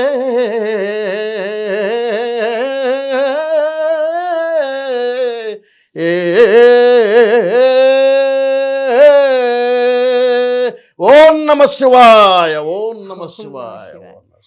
ఎంత అసలు ఎంత అద్భుతంగా పలుకుతున్నాయి సార్ మీ నోట. చేయాలి అండి, నేను కొంచెం అంటే పద్యాలు కూడా మా పక్కన మాకు నేను అక్కడ యాక్చువల్ ఇన్స్ట్రుమెంట్లు లేకుండా పాడుతాను. మా వాళ్ళు మా కొంతమంది ఆర్టిస్టులు అసలు ఇన్స్ట్రుమెంట్ లేకుండా పాడలేరు. శృతి ఉండాలి కొంతమందికి, అది శృతి లేదు కొంత పాపం అంతే వాళ్ళ పాపం అట్లా అలవాటు పడ్డాను. నాలాంటి కంటే నేను పర్వాలేదు, నేను అలవాటు అంటే అప్పుడు శృతి పడుతుంటాయి. అప్పటికి అది ఉంటుంది అనుకోండి, ఎక్కువ పడవు. శృతిలో కరెక్ట్ గా పాడడానికి అవకాశం ఉంటుంది. అది ఉండాలి ఇన్స్ట్రుమెంట్ అట్లా మదమ్మ. ఇప్పుడు మీ నాటక రంగంలో మీకు అబ్బా ఈయన నాటకంలో ఈయన చేస్తుంటే ఇట్లా తన్మయత్వంతో చూసేయాలరా బాబు అంటే చాలా మంది మీరు అన్నట్టు ఎంతో మంది లెజెండ్స్ పేర్లు చెప్పారు. మీకు బాగా నచ్చిన కళాకారులు ఎవరు నాటకాల్లో? ఒక్కొక్కరు ఒక్కొక్క నాటకంలో వాళ్ళు నిష్ణాతులు.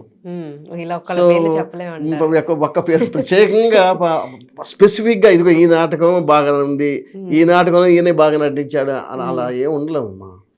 ఒక్కొక్క క్యారెక్టర్ ఒక్కొక్కరు పండిస్తారు. అద్భుతంగా చేసిన వాళ్ళు ఉన్నారు, ఏం డౌట్ లేదు. వాళ్ళు చాలా మంది చేశారు. పోనీ వేరే వాళ్ళు నాటకాలు ప్రదర్శిస్తున్నప్పుడు చూసి అరే ఈ పాత్ర నేను కూడా ఇది పెద్ద ఛాలెంజింగ్గా ఉంది, ఎప్పటికైనా నేను ఒక్కసారైనా ఈ పాత్ర నేను చెయ్యాలి, లేకపోతే ఇది నేను చెప్పాలనిపించి ఏమన్నా అనిపించిందా మీకు? అలాగే రీసెంట్గా సంవత్సరాల క్రితం నేను యాక్చువల్గా ఆర్య చాణక్య అనుకున్నా చాణక్య నాటకం వేద్దాం అనుకుని ఒక ఆయన చేత రాయమన్నాను. ఈ కాళహస్తి సాధ్యం నాటకం రాసిన దీపికా ప్రసాద్ గారు అని చెప్పి ఉన్నాడు. ఆయన పద్య నాటకాలు బాగా రాస్తాడు. అంటే పద్య నాటకంగా అది వేద్దాం అనుకుంటుంటే ఈ లోపల సుబ్రాయ శర్మ గారు రాయించాడు. ఆయన ఏంటంటే పద్యాలు లేకుండా రాయించాడు. ఆయన వేరే చంద్రశేఖర్ అని చెప్పి ఆయన చేత వేయించారు అనమాట. అంటే నాకు మనసులో ఇది వేయాలని చెప్పి ఎప్పటి నుంచో ఉంది. చాణక్య చూడండి, అదొక జీవితంలో చాణక్యుడు వేయాలనేది అదొకటి. ఆదిశంకరాచార్య, ఈ రెండు సబ్జెక్టులు నాకు వీటి మీద బాగా ఇంట్రెస్ట్ ఉంది. ఆదిశంకరాచార్య అంటే అసలు ఆయనకి సంబంధించి కూడా ఎన్నో వింటూ వస్తున్నాం. అది కూడా నిజంగా చాలా ఛాలెంజింగ్ పాత్రే చేయాలి. పౌరాణిక పరంగా సాంఘికాలు అంటే సాంఘికాలు ఇప్పుడు మూల్యం చేస్తున్నాము. తర్వాత ఇప్పుడు రీసెంట్గా మధ్య మధ్యలో హాస్య నాటకాలు వేస్తుంటాం.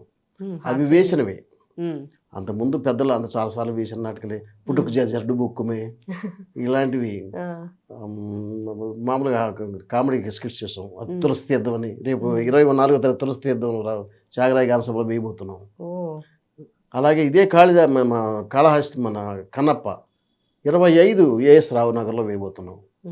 చాలా రోజుల తర్వాత గ్యాప్ వచ్చింది, నేర్చుకోవాలి, ప్రాక్టీస్ చేస్తున్నాం. ఇవాళ మళ్ళీ రేపటి నుంచి మొదలు పెట్టాలి. ఎందుకు సార్ ప్రాక్టీస్? అసలు మీరు ఇలా అడుగుతుంటే మళ్ళీ డైలాగులు నెంబర్ వేసుకోవాలి కదా, మళ్ళీ మొత్తం పర్ఫెక్షన్ అంటే పర్ఫెక్షన్. హాస్య నాటికలు కూడా మీరు చేస్తూ ఉన్నాం. పుట్టుకు డుబుక్కు మ్యాన్ అని చెప్తున్నారు కదా, ఏదైనా ఒక సన్నివేశం గుర్తురేమ్మా అయింది. అదే డేరాడూన్లో వేసి వచ్చాం. చాలా అయింది. దివాకర్ బాబు గారు రాశారు, సినిమాలకు రాశారు డైలాగ్. దివాకర్ బాబు గారు తెలుసా, ఆయన రచన అది. చాలా చోట్ల చాలా మంది ఆడారు. అది మంచి కామెడీ. అది ఓకే. అంటే మరి ఇన్ని నాటకాలు మీరు ప్రదర్శించారు కదా సార్! ఈ వీటి ద్వారా అంటే చాలామంది వెండితెరకి వెళ్ళిన వాళ్ళున్నారు. అలా అంటే మొదట బుల్లితెర, తర్వాత వెండితెరకి వెళ్ళడం, అక్కడ ఒక వెలుగు పొందడం, కొంతమంది ఇంక అక్కడే స్థిరపడిన వాళ్ళున్నారు.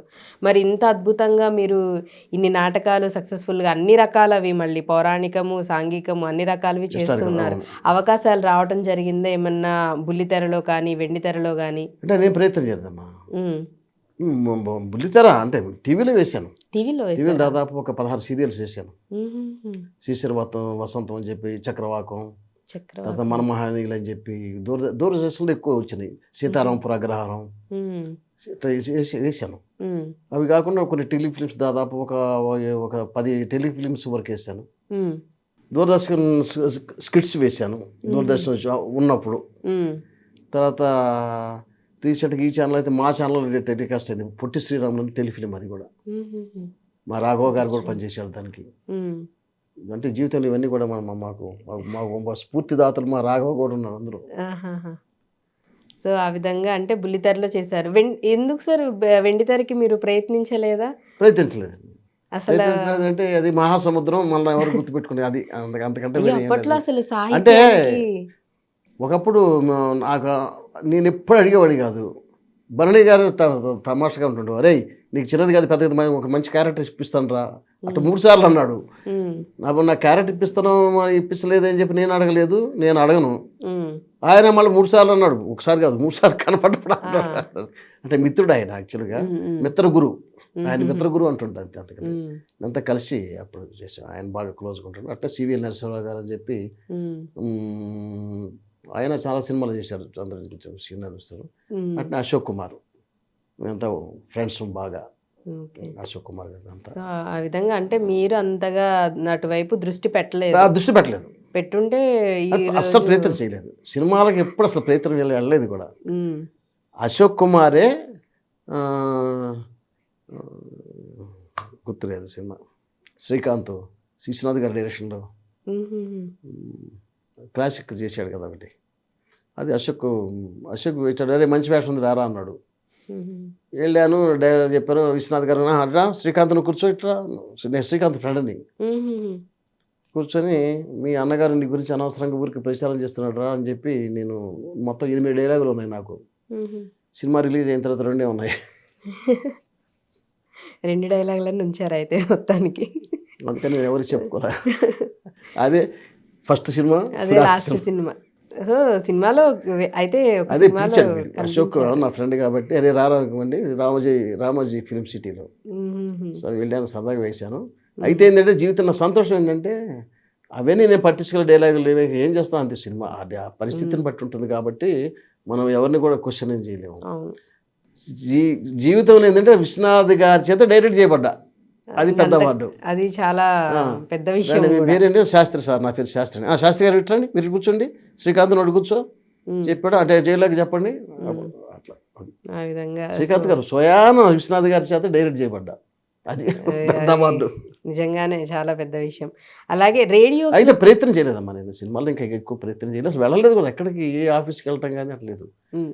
టీవీలకి ఏదంటే తెలిసిన వాళ్ళు ఎక్కువ. చాలామంది తెలిసిన వాళ్ళే నన్ను ఫోన్ చేశారు తప్ప టీవీలకు కూడా నేను ఎక్కువ తిరగల. హ్మ్. సో, వాళ్ళు ఫోను చేసి ఇలా ఇలా ఉన్నాయని చెప్తే మీరు వెళ్లి చేయటం ఆ! జరిగింది. అంటే మీకు మీరుగా ప్రయత్నం చేయలేదు కాబట్టి ప్రయత్నం మొహమాటం. హ్మ్. మొహమాటం ఎక్కువ. ఇలాంటివి ఉంటాయి కొంచెం కొంచెం. మాకు నాటకం ఏందంటే ఒక సొంత ఇల్లు లాంటిది. హ్మ్. ఇంట్లో ఇంట్లో జరుగుతున్నట్టుగా ఇంటి విషయాలు కాబట్టి మనం ఎట్లా తిప్పుకోవచ్చు, మలుచుకోవచ్చు, ఏమైనా చేసుకోవచ్చు. మన చేతిలో పని. హ్మ్. నాటకాలకు డబ్బులుండవు. డబ్బులు రావు. అవును. అయ్యి హ్మ్. అందువల్ల మాకు డబ్బులు కాదు, సంతృప్తి. ఓకే. నాటకం ఏంటంటే సంతృప్తి అమ్మా. లైఫ్‌లో హ్మ్. ఏంటంటే ఇప్పటికీ ఆరోగ్యకరంగా ఉన్నామంటే కారణం ఏంటంటే ఈ వేషాలు పెట్టినవి. అంటే నాటకం అని నేను చెప్పట్లేదు. హ్మ్. నాటకం గాని, టీవీ గాని ఎక్కడైనా సరే హ్మ్. ఒక కళాకారుడిగా ఈ వేషాలు వేస్తుండటం అనేటువంటిది చాలా ఆరోగ్యకరమైంది. హ్మ్. ఇందులో నేను ఖచ్చితంగా ఆ విషయంలో నేను ఉంటాను. హ్మ్. దాంట్లో ఏం లేదు. ఇప్పటికి దేవుడి దయ వల్ల అంతా ఆరోగ్యకరంగా బాగా బ్రహ్మాండంగా ఉంది. ఏం కంప్లెయింట్ లేవు. నో షుగర్ కంప్లెయింట్, ఇలాంటివి ఏమి లేదు. హ్మ్. చక్కగా బ్రహ్మాండంగా ఉంది. ఆరోగ్యంగా ఉన్నారు. ఖచ్చితంగా హ్మ్. కళాకారుడు అనేవాడు సంతృప్తి పడాల. ఓ సాటిస్ఫాక్షన్ అయితే మీకు సెల్ఫ్ సాటిస్ఫాక్షన్ ఉండాలి, అది కూడా that is more important. Satisfaction మీకు వచ్చింది వేయటం వల్ల. వచ్చింది అంత అంతే తపన ఏంటంటే నేను పవన్ కళ్యాణ్ లాగా వేషం వేయలేదే, లేకపోతే ఇంకో పలానా వాళ్ళలాగా వేషం వేయలేదే, ఎన్టీఆర్ జూనియర్ ఎన్టీఆర్ లాగా వేయలేదే అనుకుంటే కాదు. అలా ఏం కాదు. లేదు. ఎందుకు అనవసరం ఆశలు? ఇచ్చినది మనకి వచ్చిన పాత్ర చేసామా, Exactly. దానికి న్యాయం దానికి న్యాయం చేసామా చేసాం లేదా లేదా అన్నదే ఇంపార్టెంట్. జస్టిస్ చేయాలంతే. అంటే ఇప్పుడు మీరు ఒక పాయింట్ చెప్పారు, డబ్బులు కూడా ఏమి వచ్చేది ఉండదని. నాటకాలు కానీ డబ్బులు రావు. మరి అంతమంది అంటే ఎక్కడన్నా ఒక నాటకం జరుగుతుందంటే అసలు పబ్లిక్ జనం విరగబడి వచ్చేవాళ్ళు చూసేవాళ్ళు అని చెప్తున్నారు. టికెట్లు కూడా పెట్టేవాళ్ళని చెప్తున్నారు కదా. పాత రోజుల్లో. ఉమ్. ఇప్పుడు టికెట్ లేదమ్మా, టికెట్ ఇప్పుడు అసలు పెట్టలేదు. లేదు. అప్పట్లో మీరు నాటకాలు ఆర్టిస్ట్కి డబ్బులు ఇచ్చేవాళ్ళు. ఇచ్చేవాళ్ళ? అయ్యో, ఆర్టిస్ట్కి పేమెంట్ ఉన్నాయి. అప్పుడు బాగా ఇచ్చేవాళ్ళ? అప్పుడు ఆ రోజుల్లో దాని తగ్గట్టుగా పేమెంట్ ఉండేది. ఆ. అప్పుడు ఇప్పట్లాగా కాదు కదా. ఉమ్. అప్పుడు రూపాయి అంటే ఆ రూపాయికి అంత వాల్యూ ఉండేది. ఉమ్. అది చెప్తున్నాను, రూపాయి అంటే రూపాయి అప్పటి కాదు. పరిస్థితులు తగ్గట్టు దాని మంచి తగ్గట్టుగా ఇచ్చేవాళ్ళు. వాళ్ళకి ఉన్నాయి. బానే ఉండేది. డబ్బులు తీసుకున్నారు అందరూ. డబ్బులు తీసుకోకుండా ఆర్టిస్ట్ లేడు. ఉమ్. ఉన్నారు అందరూ పాత ఆర్టిస్టులు అంతా కూడా ఉమ్. డబ్బులు తీసుకున్నారు. కానీ కొంతమందిలో ఎలా అంటే ఒక చిన్న చూపు అనేది ఉంటూ ఉండేది. వీళ్ళు వేషాలు వేస్తారా, వీళ్ళు నాటకాలు వేసుకునే వాళ్ళు రా అని అనేవాళ్ళు కూడా లేకపోలేదు. అలాంటి వాళ్ళు కూడా కొంతమంది ఉన్నారు. అలాంటి మాటలు కూడా పడ్డామనే వాళ్ళు కూడా చెప్తూ ఉంటారు. అలాంటి సిచ్యువేషన్ మీకు ఎప్పుడన్నా ఎదురైందా? ఒకవేళ అలాంటి విన్నప్పుడు ఏమనిపిస్తుంది? లేదమ్మా, అలాగా ఎప్పుడు లేదు. ఎప్పుడు లేదు. ఎప్పుడు లేదు. ఎవ్వరు అసలు. ఎంకరేజ్మెంటే ఉండేది. ఉమ్. బ్రహ్మాండం కానీ శాస్త్రి గారు విజృంభించండి, ఈ టైప్ ఆఫ్ ఇది ఉంటుంది తప్ప అసలు negative చులకనగా attitude ఎవరికి తక్కువ లేదు. చేసి ఎవరు చూడలేదు. ఎందుకయ్యా నాటకాలు అసలు ఆ మాట ఇంతవరకు జీవితంలో ఎవరు అది అన్నవాళ్ళు నాకైతే తారసపడ్డా ఓ, అది ఎవరు లేరు. నిజంగా చాలా ఎవరు. మంచి విషయం. ఎంకరేజ్ చేసేవాళ్ళు, అందరూ ఎంకరేజ్ చేసేవాళ్ళు. అది ఉంది అందరి జనంలో ఉమ్. పాపం. ఎందుకంటే వాళ్ళు చేయలేరు, వాళ్ళు చేసింది చూస్తారు కాబట్టి ఉమ్. వాళ్ళకి అది దాన్ని అనుభవించడం అనేటువంటిది వాళ్ళకి that is more important. So బాగా చేస్తున్నాడే అని చెప్పి ఎంజాయ్ చేసేవాళ్ళు. ఉమ్. అది వాళ్ళకి బాగా ఇష్టం. అటువంటి వాళ్ళు చాలామంది ఉన్నారు. ఉమ్. ఏమన్నా నాటకాలు అంటే ప్రదర్శన అయిన తర్వాత కూడా మళ్ళీ పబ్లిక్ నుంచి ఏమంటారు డిమాండ్తో మళ్ళీ వన్స్ మోర్ అని చెప్పడం కానీ ఉన్నాయి. మళ్ళీ చెప్పించమనండి అవి అని, అవి ఉన్నాయి. అలాంటి నాటకాలు కానీ ఏమన్నా సీన్స్ పద్యాలకి, ముఖ్యంగా పద్యాలకి పద్యాలకు పద్యాలకు ఉన్నాయి. ఏ పద్యాలకి అలా అయ్యాయి? అట్లా ఒక పద్యం కదమ్మా, ఒక్కొక్క నాటకంలో ఒక పద్యానికి అట్లా వస్తుంటుంది. ఉమ్. దాని తగ్గట్టుగా బాగా విజిల్స్ కేకలు వేసి ఆ, మళ్ళీ వన్స్ బ్రహ్మాండంగా. మోర్ అనగానే మీరు కూడా మళ్ళీ చెప్పేవాళ్ళ? సెకండ్ టైం మళ్ళీ చేసేవాళ్ళ? పాడపోతూ మళ్ళీ గోల్ చేస్తారు. ఆ. తప్పనిసరిగా పాడాల్సి వచ్చేది. ఉమ్. అది తప్పదు. ఇంకొన్ని చోట్ల ఇలా బాగా అసలు వాళ్ళకి నచ్చేసి పబ్లిక్కి అప్పట్లో డబ్బులువి దండల్లాగా చేసి కూడా నోట్లు దండల్లా చేసి కూడా తీసుకొచ్చి వేసే Exactly. సందర్భాలు కూడా ఉన్నాయని అవును. చెప్తుంటారు. అలా కూడా నిజంగా అప్పుడే కాదు, ఆ. ఇప్పటికీ కొంతమంది మీరు అంటే ఊళ్ళలో పోతే ఆ. దండ వేయటంగా అట్లా ఉంచి వాళ్ళు స్టేజ్ మీదకి ఎక్కి ఉమ్. ఈ డ్రెస్ ఉంటుంది, డ్రెస్లో ఉంటాం కదా, ఆ. ఏ అర్జునుడు డ్రెస్ లేకపోతే ఏదో గెటప్ కదా, గెటప్లో ఆ గెటప్లో వాడే పిన్నిస్ తీసుకొచ్చుకొని ఇట్లా గుచ్చుతాడు ఈ డ్రెస్కి. 100 డబ్బులు. రూపాయల కాగితాలు, 500 రూపాయల కాగితాలు ఇట్లా గుచ్చుతారమ్మా. ఇప్పటికీ ఉంది, ఇప్పటికీ చేస్తారు అప్ప అవి ఉమ్. కొన్ని ఊళ్ళలో. నచ్చి వాళ్ళు చేస్తున్నది ఇంకా ఇంకా ఇష్టపడిపోయి ఆ, ఇష్టంతో. అలాగా ఇప్పటికి ఉంది. ఉమ్. అంత దండలు చెప్పారు ఇప్పటికి డబ్బులు ఉమ్. చేసేవాళ్ళు ఊళ్ళో ఉన్నాయి, ఇప్పటికి చేస్తారు కొంతమంది. సో అలా కూడా జరిగాయి. సో ఎన్నో అసలు అంటే మీకు నిజంగానే మంచి మంచి మెమరీస్, అనుభవాలు, జ్ఞాపకాలు చాలానే. అంటే ఈ నాటక రంగం మీకు చాలా సంతృప్తినిచ్చిందంటారా? ఖచ్చితంగా 100కి 100%. ఉమ్. ఆరోగ్యకరం కూడా, ఉమ్. ఆరోగ్యకరంగా కూడా ఉంది. మంచి అంటే అలర్ట్నెస్, ఎంత వయసు పెరుగుతున్నా కూడా అలర్ట్నెస్ ఉంటుంది. ఉమ్. బాగా యాక్టివ్గా ఉంటాం. ఉమ్. అది ఉంటుంది. ఇప్పటి వరకు చేసినంత వరకు చాలా సంతృప్తిగా ఉంది, ఇంకా చాలు అన్న ఫీలింగ్ ఏమైనా ఉందా? ఇంకా చెయ్యాలని ఉందా, లేకపోతే ఇప్పుడు చేసినంత వరకు ఇంకా చాలు అని అనిపిస్తుందా? భగవంతుడు శక్తి ఇచ్చినంత వరకు, ఆ. ఆ శక్తి ఉన్నంత వరకు ఉమ్. నేనే కాదు ఏ ఆర్టిస్ట్ అయినా సరే అస్త్ర సన్యాసం చేయడు. ఉమ్. ఆగిపోరంటారు. అస్సలు నేనైతే అసలు ఆగిపోను. ఏదో కాళ్ళు చేతులు పడిపోతే తప్ప అంతే అయ్యయ్యో. తప్ప ఆర్టిస్టులు జనరల్గా ఏంటంటే ఓపిక, అంటే వాళ్ళకి ఏదో ఆరోగ్యరీత్యా ఏదైనా కొంచెం ప్రాబ్లం ఉంటే తప్ప ఉమ్.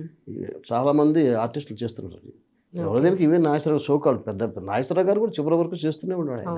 లాస్ట్ మినిట్ వరకు కూడా ఆయన మూవీలో అది ఏం కాదు, అది భగవంతుడు అనుగ్రహం అంతే. నిజంగానే సార్. అంటే చాలామంది కొంతమంది ఏముందిలే అనుకుంటారు, కొంతమంది తక్కువ చేస్తారు. ఒక్కొక్కళ్ళ ఆలోచన ఒక్కోలా ఉంటుంది కానీ కొన్ని కోట్లలో లక్షల్లో ఎవరో ఒకళ్ళకే దేవుడు ఏమంటారు ఆ కళలు అనేవి ఇవ్వటం అనేది చేస్తుంటారు. అది ఒక్కొక్కళ్ళకి ఒక్కొక్కటి ఇస్తారు అనుకోండి, వేరే విషయం. కానీ ఎంతమందికి అదృష్టం దొరుకుతుంది మీరన్నట్లుగా. కరెక్ట్, అంతే అంతే కదా సార్. కరెక్ట్ అంతే, అది కూడా అదృష్టమే. నిజంగా ఆ కళ రావటం అదృష్టం. దాన్ని 10 మందిలో 10 మంది మెచ్చుకునేలా చెప్పడం కూడా నిజంగా గొప్ప విషయం, పెద్ద విషయం. సరస్వతీదేవి నిజంగా కటాక్షం ఉండాలి. ఖచ్చితంగా బీజాక్షరాలు అనేవి లేకపోతే పలకడం రాదు, చెప్పలేము, జనాల్ని మనము రంజింపజేయలేము. సో ఎన్నో అవార్డులు తీసుకున్నారు, రివార్డులు తీసుకున్నారు. చాలా అవార్డులు వచ్చినాయి.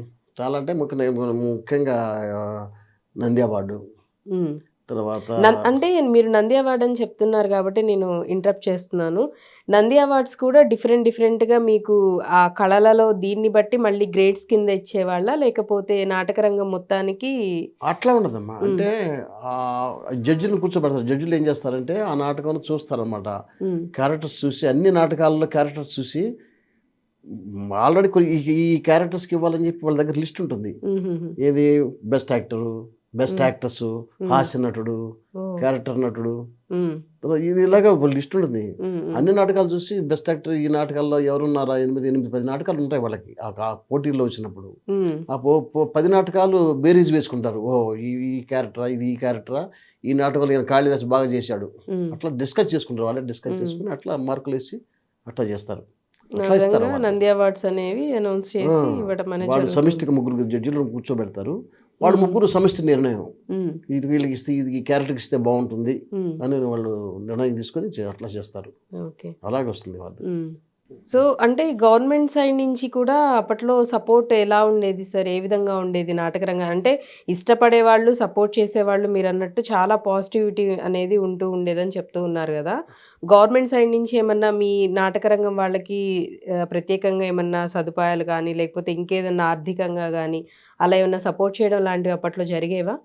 లేదు, మా పాత రోజుల్లో చాలా తక్కువ ఉండేది కాదు. తర్వాత కొంచెం ఈ మధ్య కొంచెం కొద్దిగా పేద కళాకారులకు కొంచెం పెన్షన్ ఇస్తున్నారు. కళాకారులు పెన్షన్ ఇస్తున్నారు. 2 రాష్ట్రాలు ఇస్తున్నట్టున్నారు. అది ఒకటి కొంచెం తలా 2,000 ఎంత ఇస్తున్నట్టు, 3,000 ఎంత ఇస్తున్నారు. అలాగని చెప్పి ఇంకా మిగతా విషయాలు ఏంటంటే, ఈ నంది అవార్డ్స్ ఫంక్షన్ వల్ల కొన్ని సెంటర్స్లో థియేటర్లు బాగాయినాయి కొద్దిగా. అంతకుముందు మరీ దారుణంగా ఉండేవి, ఇప్పుడు కొంచెం పర్వాలేదు. అట్లాగే తప్ప తర్వాత ప్రత్యేకంగా కళాకారులకు ఇంకా చేయూత ఇచ్చేటువంటి పరిస్థితి ఏం లేదు. సరే, ఈ డిపార్ట్మెంట్ ఆఫ్ కల్చరల్ అఫైర్స్, వీళ్ళు కల్చరల్ అఫైర్స్ ఏదైనా నాటకం వేసుకుంటున్నాను, నాటకం పెట్టామండి అని చెప్పి అంటే, ఇక్కడైనా సరే అక్కడైనా సరే రాష్ట్రాల్లో కల్చరల్ డిపార్ట్మెంట్ డైరెక్టర్ ఉంటే ఆయన దయాదాక్షిణ్యాలతో అట్లా కొంచెం సహాయం చేస్తున్నారు. అట్లా ఇక్కడెక్కడ నాటకం ఏమండి రవీంద్ర భారతి మేము నాటకం పెట్టుకున్నామండి కొంచెం సహాయం చేయండి అంటే అట్లా చేస్తుంటారు. అట్లా ఒక నాటకానికి. ఇప్పుడు మీరు రవీంద్ర భారతి అనగానే నాకు ఇంకొకటి కూడా గుర్తొచ్చింది. అప్పట్లో హైదరాబాద్ రవీంద్ర భారతిలో స్టేజ్ మీద మనము ప్రదర్శన చేశాము అంటే చాలా గొప్ప విషయంగా ఫీల్ అయ్యేవాళ్ళట. ప్రతి ఒక్కళ్ళకి కూడా అదొక కళ కింద, ఒక్కసారన్నా హైదరాబాద్ రవీంద్ర భారతిలో మనం పర్ఫార్మెన్స్ ఇవ్వాలి, చెయ్యాలి అనే కోరిక ఉండేదట. అలా మీరు కూడా అనుకునే వాళ్ళ? ఒకవేళ మీరు చేసుంటే ఎన్ని చేశారు? అసలు ఏ నాటకం ఫస్ట్ మీరు అక్కడ చేశారు ఏమైనా గుర్తుందా? రవీంద్ర భారతిలో చేయాలనే ఆలోచన లేదమ్మా, అట్లా లేదు. ఇక్కడే చేయాలని అలా ఏం లేదు, నాటకం ఎక్కడైనా చేయాలి అంతే. ప్రత్యేకంగా రవీంద్ర భారతిలో మనం వేస్తున్నాం అట్లా ఏ ఉండేది కాదు. అట్లయితే నా మొదటి ప్రదర్శన త్యాగరాయ గాన సభలో పడింది. ఆ తర్వాత రవీంద్ర భారతిలోనే ఎక్కువ ప్రదర్శనలు, చాలా ప్రదర్శనలు, చాలా నాటకాలు. ఛత్రపతి శివాజీలో శివాజీ చేశారు, అది 10 నాటకం. అసలు మీరు అసలు విపరీతం, అంతే అంత ఇంత కాదు జనం. ఇప్పుడు చెప్పినా కూడా ఎవరు నమ్మరు. కిటకిటలాడేదమ్మా ఈ పక్కన ఆ పక్కన. అసలు చాలా పైకి పోయి కూర్చునేవాళ్ళు. ప్రతి నాటకం అట్లా ఉండేది. అది గోల్డెన్ డేస్. ఏమన్నా ఛత్రపతి మీరు శివాజీ గారిది ఏదన్నా ఒక్కటి? ప్రాణము గడ్డిపోచవలే, ప్రాణము గడ్డిపోచవలే, ఆత్మసమర్పణమాచరించి పౌరాణిక యోధులెల్లరూ పురాతన సంస్కృతి నిలిపినారు. మీ బాణమునాశ్రయించినది భారత భాగ్యము నేడు, విశ్వ కళ్యాణ కళా విలాసముల్ హైందవ జీవిత చరితాజ్యముల్, హైందవ జీవిత చారితాధ్యముల్. చాలా బాగుంది. అలాగే ఇప్పుడు ఛత్రపతి మీరు గుర్తు చేశారు. ఇప్పుడు కొన్ని సంవత్సరాలు ఈ నాటకం వేసి అవునా? శివాజీ. అలాగే కాకపోతే భవానీ అమ్మవారిని కూడా ఆయన విపరీతంగా పూజించేవాళ్ళు అనేవాళ్ళు కదా. ఏదైనా సందర్భంలో అమ్మవారిని అంటే ధ్యానిస్తూ పాడినది కానీ పద్యం కానీ దండకం ఏమైనా ఉంది, ఉందా? దండకం పాడామండి. ఆ, ఆ దండకం అది అది గుర్తులేవు, చాలా రోజులు మరి చేసి ఆ నాటకం కూడా. ఇప్పుడు బయటికి తీసి దుమ్ము దులిపాం. మా మేకా రామకృష్ణ గారు చెప్పి ఉన్నాడు ఆర్టిస్టు, ఆయన బాహుబలిలో కూడా వేషం వేసి చాలా సినిమాలు వేస్తున్నాడు ఇప్పుడు వేషాలు. తనే అన్నగారు ఈ నాటకం టేకప్ చేద్దామండి అని చెప్పి ఆయన అన్నాడు. బహుశా అది శివాజీ నాటకం టేకప్ చేస్తాం. చాలా రోజులు అయింది, చాలా రోజులు కాదు, రోజులు కాదు, సంవత్సరాలు అయిపోయింది. మళ్ళీ అయితే మంచి నాటకం, చాలా మంచి నాటకం ఛత్రపతి శివాజీ. మహా నా జీవితంలో అంటే ఈ వేషాలు చాలా గమ్మత్తుగా, నాకు అది గమ్మత్తే నా అదృష్టం. శివాజీ వేషం వేశాను అంటే మామూలుగా రాయబారం నాటకంలో అర్జునుడు వేస్తుంటాను. అదిగో ద్వారక, కృష్ణుడి దగ్గరికి వెళ్తుంటా అంటే యుద్ధం తప్పదు, కౌరవుల పాండవులకు యుద్ధం తప్పదు. సాయం కోసం బయలుదేరుతారు. అటు దుర్యోధనుడు సాయం కోరి కృష్ణుడి దగ్గరికి వస్తారు. మా సైడ్ ఉంటే మా సైడ్ ఉండమని చెప్పేసి అడగడానికి వెళ్తారు. అప్పుడు అర్జునుడు వెళ్ళేటప్పుడు ద్వారకను గురించి వర్ణన చేసుకుంటూ వెళ్తాడు. అదిగో ద్వారక ఆలమందల విగో అందందు గోరాడు, అయ్యది ఏ కోట, కోట పైన ఉంటుంది అంతే తప్ప అయ్యది ఏ కోట అని చెప్పి ఆర్టిస్టులు కూడా దాని తగ్గట్టుగా భావం తగ్గట్టుగా చూపిస్తేనే. అంటే ఉన్న రకరకాల ఆర్టిస్టులు ఎవరు విమర్శని కాదు, అర్థం చేసుకోవాలి. అయ్యది ఏ కోట అదే అగర్త కందకాలు దూగి ఉంటాయి, అవి రజ్జల్ వారలే యాదవుల్. ఆహా యదుసింహుండు వసించు మేడగదిగో ఆలానదంతావళాభ్యుదయం వైవర మందురాంతర తురంగో చండమై పర్వెడిన్.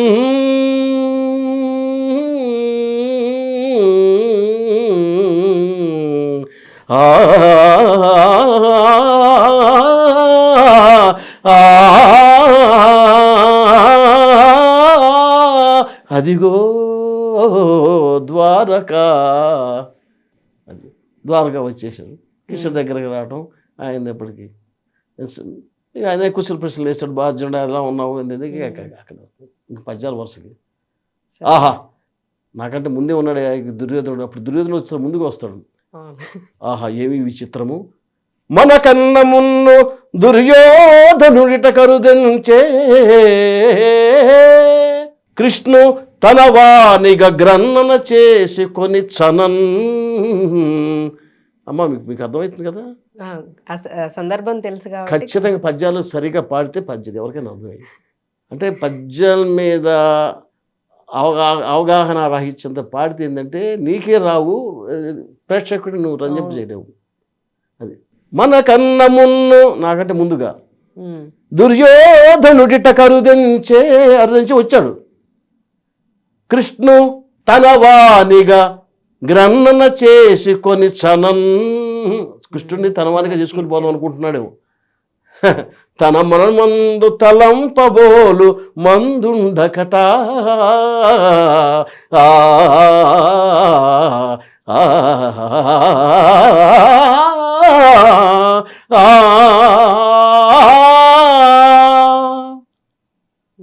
అది పాడితే విడమర్చి చక్కగా నీట్గా పాడితే ఎవరికైనా అర్థమవుతుంది.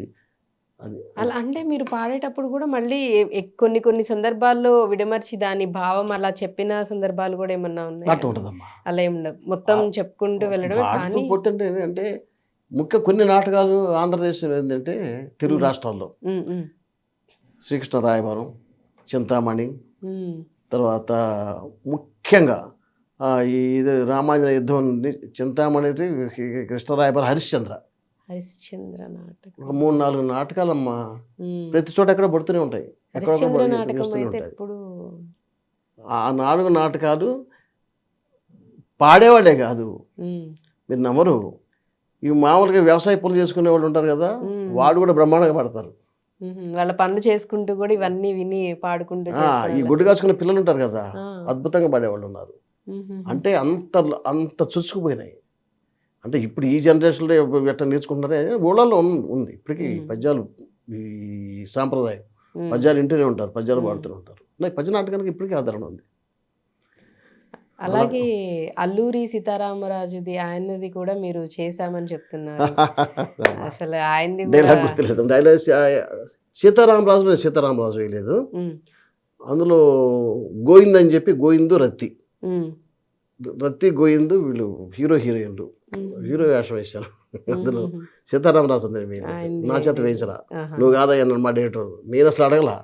సీతారామరాజు వేరే ఆయన చేత వేయించాడు, నువ్వు గోవిందు నీకు హీరోయిన్ రాజేశ్వరి అని చెప్పి కళ్ళు సినిమాలో వేసింది ఒక ఆవిడ గారు నా హీరోయిన్ అప్పుడు. అట్లా అలాగే వరవిక్రయం చాలా పెద్ద మంచి నాటకం, పెద్ద ప్రముఖులే ఆడారు. ఆ వరవిక్రయం నాటకం చాలా అద్భుతంగా ఉంటుంది. అంటే యాంటీ డోరీ సబ్జెక్ట్ అనమాట. ఇప్పుడంటే ఇది తగ్గిపోయింది, కానీ కట్నాలు ఎక్కువ పీడించుకున్న ఆ నాటకం. భరణి గారు, తనకన్నా భరణి గారిని గెస్ట్గా పిలిచారు నేను నా డిపార్ట్మెంట్లో. గురువు నువ్వు రానప్పుడు సినిమాలో బాగానే చేస్తున్నాడు అంటే వచ్చాడు. ఆ నాటకం చూసి స్టన్ అయినాడు ఆయన. మా డైరెక్టర్ గారు పాదాభివందనం చేశాడు ఒక్కసారి తట్టుకోలేక. ఒకటే మాట చెప్పాడు, అది రాళ్లపల్లి గారు మేము మా బ్యాచ్ చేసాము ఈ నాటకం, దీని ముందు అది నథింగ్, అంత అద్భుతంగా చేశారని చెప్పి పొగిడాడు. అది ఆ నాటకం ఒక సినిమాటిక్గా ఉంటుందమ్మా. నాటకం అంటే ఊరికే మైక్ దగ్గర ఇలా కాదు, థియేటర్ ఉంటుంది. మీరు చేసిన నాటకాలన్నీ కూడా ఏంటంటే నటన జోడించి పద్య నాటకం అయినా సరే జోడించి అట్లా ఉంటుంది. మైకులతో పని లేదు, అట్లా విడిపోతుంది. మ్యూజిక్ కూడా పని చేస్తుంటాడు, ఎక్కడ ఎఫెక్ట్స్ ఇవ్వాలి అప్పుడు ఎఫెక్ట్స్ ఇస్తుంటాడు. ఎఫెక్ట్స్ ఇవ్వాలి కదా మరి, అంటే అప్పుడే ఇంకా జనాల్లోకి బాగా వెళ్తుంది. హార్మోనియమే కాదు, ఎఫెక్ట్స్ ఉంటుంది, డెప్త్ తీసుకెళ్ళేది. ఇప్పుడు నేను మూల్యం ఉంది, ఆ అమ్మాయి ఏడుస్తుంటుంది, తండ్రి నాన్న అని చెప్పి భలే అద్భుతంగా అతను తీసుకెళ్తాడు. అక్కడే ప్రేక్షకుడిని కంట తడిపెట్టేది, ఎమోషనల్. సో మ్యూజిక్ కూడా మిళితమైతేనే దానికి అది 100% జనాలకి బాగా కనెక్ట్ అవుతుంది, వాళ్ళు కూడా అంత ఇన్వాల్వ్ అయ్యి ఎమోషనల్ అవుతారు అని అంటారు. మ్యూజిక్ కంట్రిబ్యూషన్ ఖచ్చితంగా ఉంది. అలాగే అంటే రేడియోస్ కూడా అప్పట్లో, అంటే నాటకాలు ఇవన్నీ కొంచెం రేడియోలు ఇవన్నీ వచ్చిన తర్వాత రేడియోలో కూడా నాటకాలు అనేవి రావడం అనేది జరుగుతుంది. మీరు వాటిల్లో కూడా చాలా చేశామని చెప్పారు. సుమారుగా అంటే కరెక్ట్గా ఒక 50 నాటకాలు వేసానమ్మా. 50 రేడియోలో. ఏ నాటకంకి ఎక్కువ ఆదరణ వచ్చింది? అట్లా ఏం లేదు, నాటకం వేసి వచ్చేవాడు. కామె అంటే వాళ్ళకి లెటర్లు వస్తుండేవి, ఆకాశం అయిన తర్వాత ఉత్తరాలు చదువుతుండేవాడు. తిడతారు, పొగుడతారు, అలానే ఉంటుండే. కానీ బట్ వేసిన వేషాలంటే మేము మామూలుగా డైలాగులు చెప్పి బాగానే చేస్తుండేవాళ్ళం. వింటూ ఉన్నాడు పాపం ప్రేక్షకులు కూడా. వాళ్ళు అప్పట్లో అంటే ఇంకా వాళ్ళకి ఇంకా అదే కదా, ఏమన్నా చూడాలి. ఈ టీవీలు ఇవన్నీ రానప్పుడు, టెక్నాలజీ అంత లేనప్పుడు మీరు అన్నట్టుగా నాటకాలు, తర్వాత రేడియోలు. నా చిన్నతనంలో ఇప్పుడు అదే కదా. ఇప్పుడు కొద్ది క్షణాలలో సంక్షిప్త శబ్ద చిత్రం, ఇది దేవదాసు అనేవాడు. అంటే సంక్షిప్త శబ్ద చిత్రం అంటే అది డైలాగులే వస్తుండేవి, టీవీ కూడా లేదు కదా. అవును, అంటే ఆ జనరేషన్ అప్పుడు చెప్తున్నాం, చిన్నవాళ్ళం మేము. సంక్షిప్త చిత్రం అని చెప్పి వింటుంటే ఆ సినిమా వినటానికి మా ఊళ్ళో పంచాయతీ రేడియో పక్కనే 40-50 మంది కూర్చుంటారు, అందరు వినేవాళ్ళం. మా 50 మంది కూడా అందరు ఒక చోట కూర్చొని, అదే మీడియా, అంతకంటే లేదు. అంటే అట్లా మార్పులు రోజు రోజుకు మార్పులు వస్తున్నాయి కాబట్టి తర్వాత దూరదర్శన్ ఏంటి చలనచిత్రం టీవీ వచ్చిన దూరదర్శన్ తర్వాత ఒక్కటే ఉండేది. దూరదర్శన్ ఒకటి ఉండేది. దూరదర్శన్ చాలా ఇచ్చాము అది. ఉమ్, ఆ తర్వాత ఇప్పుడు ఛానల్స్ తర్వాత చాలా ఛానల్స్ పెరిగిపోయినాయి. ఈ 3 విధంగా. ఛానల్స్ ఉమ్, దుఃఖ దిప్పుకోకుండా అయిపోయినాయి. ఆర్టిస్టులు కూడా పెరిగిపోయినారు. ఉమ్, ఈ రోజు ఎవరు స్ట్రగుల్ వాళ్ళదే. ఉమ్, స్ట్రగుల్ చేస్తూనే ఉన్నారు. వేషాలు ఉన్న వాళ్ళకి వేషాలు ఉంటాయి, వేషాలు ఉన్నాయి. ఒకటి టాలెంట్ ఉంటే ఒకటే మా ఎవరైనా పిలుస్తారు ఎప్పుడైనా వాళ్ళకి అవకాశాలనే అవకాశాలు వస్తాయి. ఉంటాయి. ఉమ్, మనం స్కిల్ ఉండాలి ఫస్ట్. అవును. మనకి స్కిల్ ఉంటూ ఉండాలి. స్కిల్ లేకుండా అయితే ఒకటి నాటకరంగం అనేటువంటిది ఖచ్చితంగా తల్లి మాతృక. అవును. మీరు చూస్తూనే ఉంటారు పాత ఆర్టిస్టులు అయితే మీరు రామారావు గారి దగ్గర నుంచి, నాగేశ్వర గారి దగ్గర నుంచి, చిత్తూరు నాయక్ గారి దగ్గర నుంచి ఎవరైనా తీసుకోండి. ఎవరి నాటక రంగంలో టచ్ లేకుండా ఎవరు లేరు. మీరు చూడండి అవును, ప్రతి ఒక్కళ్ళు. సావిత్రి మహాతల్లి కానీ ఒకరేందండి, జి కన్నాంబ గారు, ఉమ్, అంజలీదేవి గారు, అసలు నాటకాలు వేయకుండా ఎవరు రాలేదండి. ఒకటే లెక్క అవి వేసి అక్కడి నుంచి మెప్పించి మళ్ళీ సినిమాల్లోకి రావటం అనేది జరిగింది. ఉదాహరణకి ఇప్పుడు మీరు మాయాబజార్ సినిమా చూశారు కదా. ఉమ్, ఉమ్, ఎన్నోసార్లు. నాకు ఇప్పటికీ నేను ఏ సినిమా నాకు ఎక్కువ ఇష్టపడను కానీ చాలా సినిమాలు వస్తున్నప్పుడు నాకు ఇప్పటికీ మాయాబజార్ నేనే కదా చాలా మంది అభిమానిస్తారు. మేము కూడా. అద్భుతంగా అద్భుతంగా అద్భుతంగా తీశాడు ఆ రోజుల్లో ఆయన. ఇంతమందిని పెట్టి వీళ్ళందరిని పెట్టి పెద్ద పెద్ద వాళ్ళందరూ యాక్ట్ చేస్తున్నారు. ఆ రోజుల్లో ఇవి మన గ్రాఫిక్స్ ఎక్కడున్నాయమ్మా అదే కదా అసలు లేకపోయినా లేకుండా. మాయా పేటిక దాని మీద నుంచోవటము. చెప్తున్నా గోల్డెన్ డేస్. అది విఠలాచార్య గారి సినిమాలు చూసే ఉంటారు మీరు. ఇన్ని సినిమాలు వచ్చినాయి మహానుభావుడు. అసలు విఠలాచార్య గారి సినిమాలు అయితే అద్భుతంగా ఉంటాయి. నాకు బలం ఇప్పటికీ చూస్తాను నేను ఆయన సినిమాలు. ఉమ్, అంటే ఆ రోజుల్లో ఆ పరిస్థితుల్లో పాపం వాళ్ళు అట్లా స్ట్రగుల్ చేసి చేశారు. సినిమా కానీ నాటకం కానీ ఉమ్, అట్లా నాటక రంగం నుంచి వచ్చినటువంటి వాళ్ళు వీళ్ళంతా పెద్దలంతా కూడా. ఉమ్. మీరు ఇన్ని నాటకాలు ఇన్ని చేసి వచ్చారు కాబట్టి నెక్స్ట్ జనరేషన్స్కి మనవి తెలియచేయాలంటే ఏమన్నా మార్పులు చేర్పులు చేస్తే బాగుంటుందా, లేకపోతే గవర్నమెంట్ సైడ్ నుంచి ఏమన్నా ఈ నాటకాలు ఇవన్నీ చేసి ఉన్న వాళ్ళకి కానీ ప్రజెంట్ చేస్తున్న వాళ్ళకి కానీ ఏదైనా సపోర్ట్ ఉంటే బాగుంటుందా? మీరేం చెప్తారు? సపోర్ట్ అంటే ఒకటే మా ఇక్కడ ముఖ్యంగా భాష. ఉమ్, మనం ఎంత ఇంగ్లీష్ నేర్చుకున్నా ఎంత యుఎస్ఏ పోయి ఇది అదే ఏ కోర్సులు చేద్దాం నేను యుఎస్ఏ వెళ్ళినా అక్కడికి వెళ్ళినా ఏందని వెళ్ళండి ఇంగ్లీష్ నేర్చుకుని బాగానే ఉంటుంది. థియేటర్ ఆర్ట్స్ సంథింగ్ ఏదైనా చేయొచ్చు. ఇంగ్లీష్ నేర్చుకోవద్దని అంటలేదు. తెలుగు ఏదైతే ఉందో ఇప్పటికీ తెలుగు అంటే నేను రాను తెలుగు మరి కొంచెం బాగా డౌన్ ఫాల్. తెలుగుని మరి ఇబ్బందికరంగా భాష మారుతోందని చెప్పి బాధ అదైతే ఉందమ్మా. మీరు చెప్పక్కర్లు ఎవరిని విమర్శించే పని కాదు కానీ మీరు సినిమాల్లో తీసుకోవచ్చు, లేకపోతే ఏమన్నా కొంతమంది యాంగర్స్ కూడా భాష మరి ఆ ఛానల్స్లో చెప్పాలి. సీఈఓలు ఎవరైతే చెప్పాలి ఆ భాషను. అంటే చెప్పడానికి చాలా ఉన్నాయి, ఎవరైనా అడిగినా కూడా చెప్పడానికి ఉన్నాయి వాళ్ళకి తెలుసు ఆ సంగతి. సో ఈ భాష మీద కమాండింగ్ ఉండాలి మాకు. భాష స్పష్టంగా బతికించండి తెలుగు భాషని. అది నేను కోరుకుంటాను బాగా. భాష లేకుండా ఎందుకు ఏం చేసి ఏం లాభం? భాష ఉండాలి, చక్కగా ఉండాలి, స్పష్టంగా.